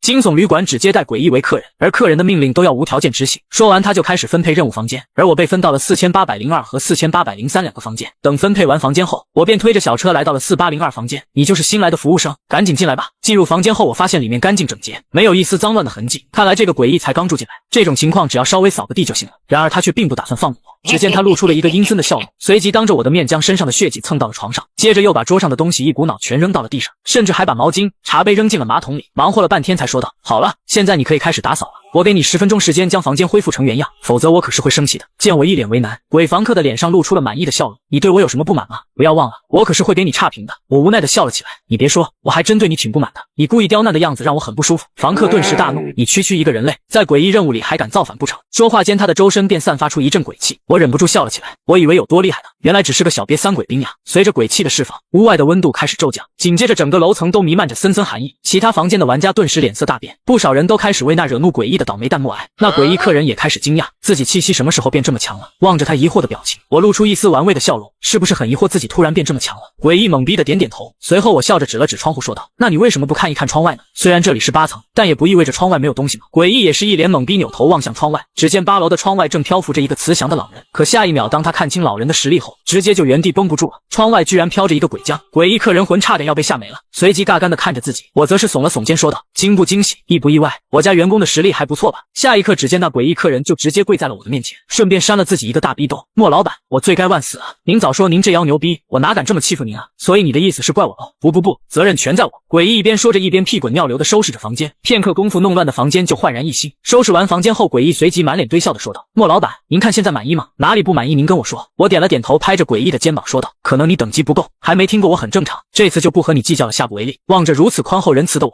诡异流下了感动的泪水，岂料我一面安慰着他，一面从兜里掏出了一张纸条，年轻人就得多历练历练，正好我这里给你安排个历练机会，你去望江市的某个游泳馆去做一次诡异任务，至于能不能离开，那就看你自己的实力了。鬼客人明知是个坑，但还是要装作面色激动的接过纸条，感谢莫老板栽培，我一定不会辜负您的期望。说完就从口袋里拿出一张卡片，莫老板，这是客人用来评价服务生的卡片，如果服务生打扫完后只得到了客人的口头满意，没有主动找客人索要这张卡片，那么当诡异任务结束后，他们会要求玩家出具能证明客人满意的东西，到时候要是拿不出这张卡片，就会判定无效。现在我把它交给您，您想让我写什么我就写什么。望着这么上道的诡异，我也是再次满意的点了点头，那就随便写写吧，意思意思就得了。一听这话，诡异立刻明白了，我必须要狠狠的写，往死里去写，写的那是越多越好。于是诡异当即提笔，洋洋洒洒写了2000字的小作文。随后诡异将卡片递给我，又直接跑到过道上主动帮我推起了清扫车。莫老板，下一个房间是我兄弟，等会我直接跟他说，您站在旁边看着就行了。看着这么上道的诡异，我都有点不好意思了。算了，回头和游泳馆那边打个招呼，照顾一下这个倒霉蛋吧。随着我敲响另一间房间的房门，门缝里探出一个狼头诡异，还没等他反应过来，站在我身旁的诡异就吼了起来：看什么看？没看到有人来做诡异任务，赶紧把房间打扫干净，然后写2000字的好评。狼头诡异顿时不干了，好大的口气，兄弟你什么时候变成这样了？不就是区区一个人类吗？给他脸了，让他亲自进来打扫。听到兄弟这么一说，诡异赶紧扭过头讪讪说道：莫老板，我这个兄弟有点不懂事，要不也让他去历练历练。我看了看眼前的诡异，露出一丝玩味的笑容，你们真是好兄弟啊，自己倒了霉，高低也得拉兄弟一把。不过这狼头诡异确实有点不懂事，确实应该历练历练了。随即再次开出了一张血色小纸条，可就在这时，诡异服务生也巡逻到了8楼，正好碰见了眼前的一幕，顿时吓了一跳，随即脸色一变，立刻来到我的身旁，对着我说道：你在干什么？怎么能让尊贵的客人帮你推车？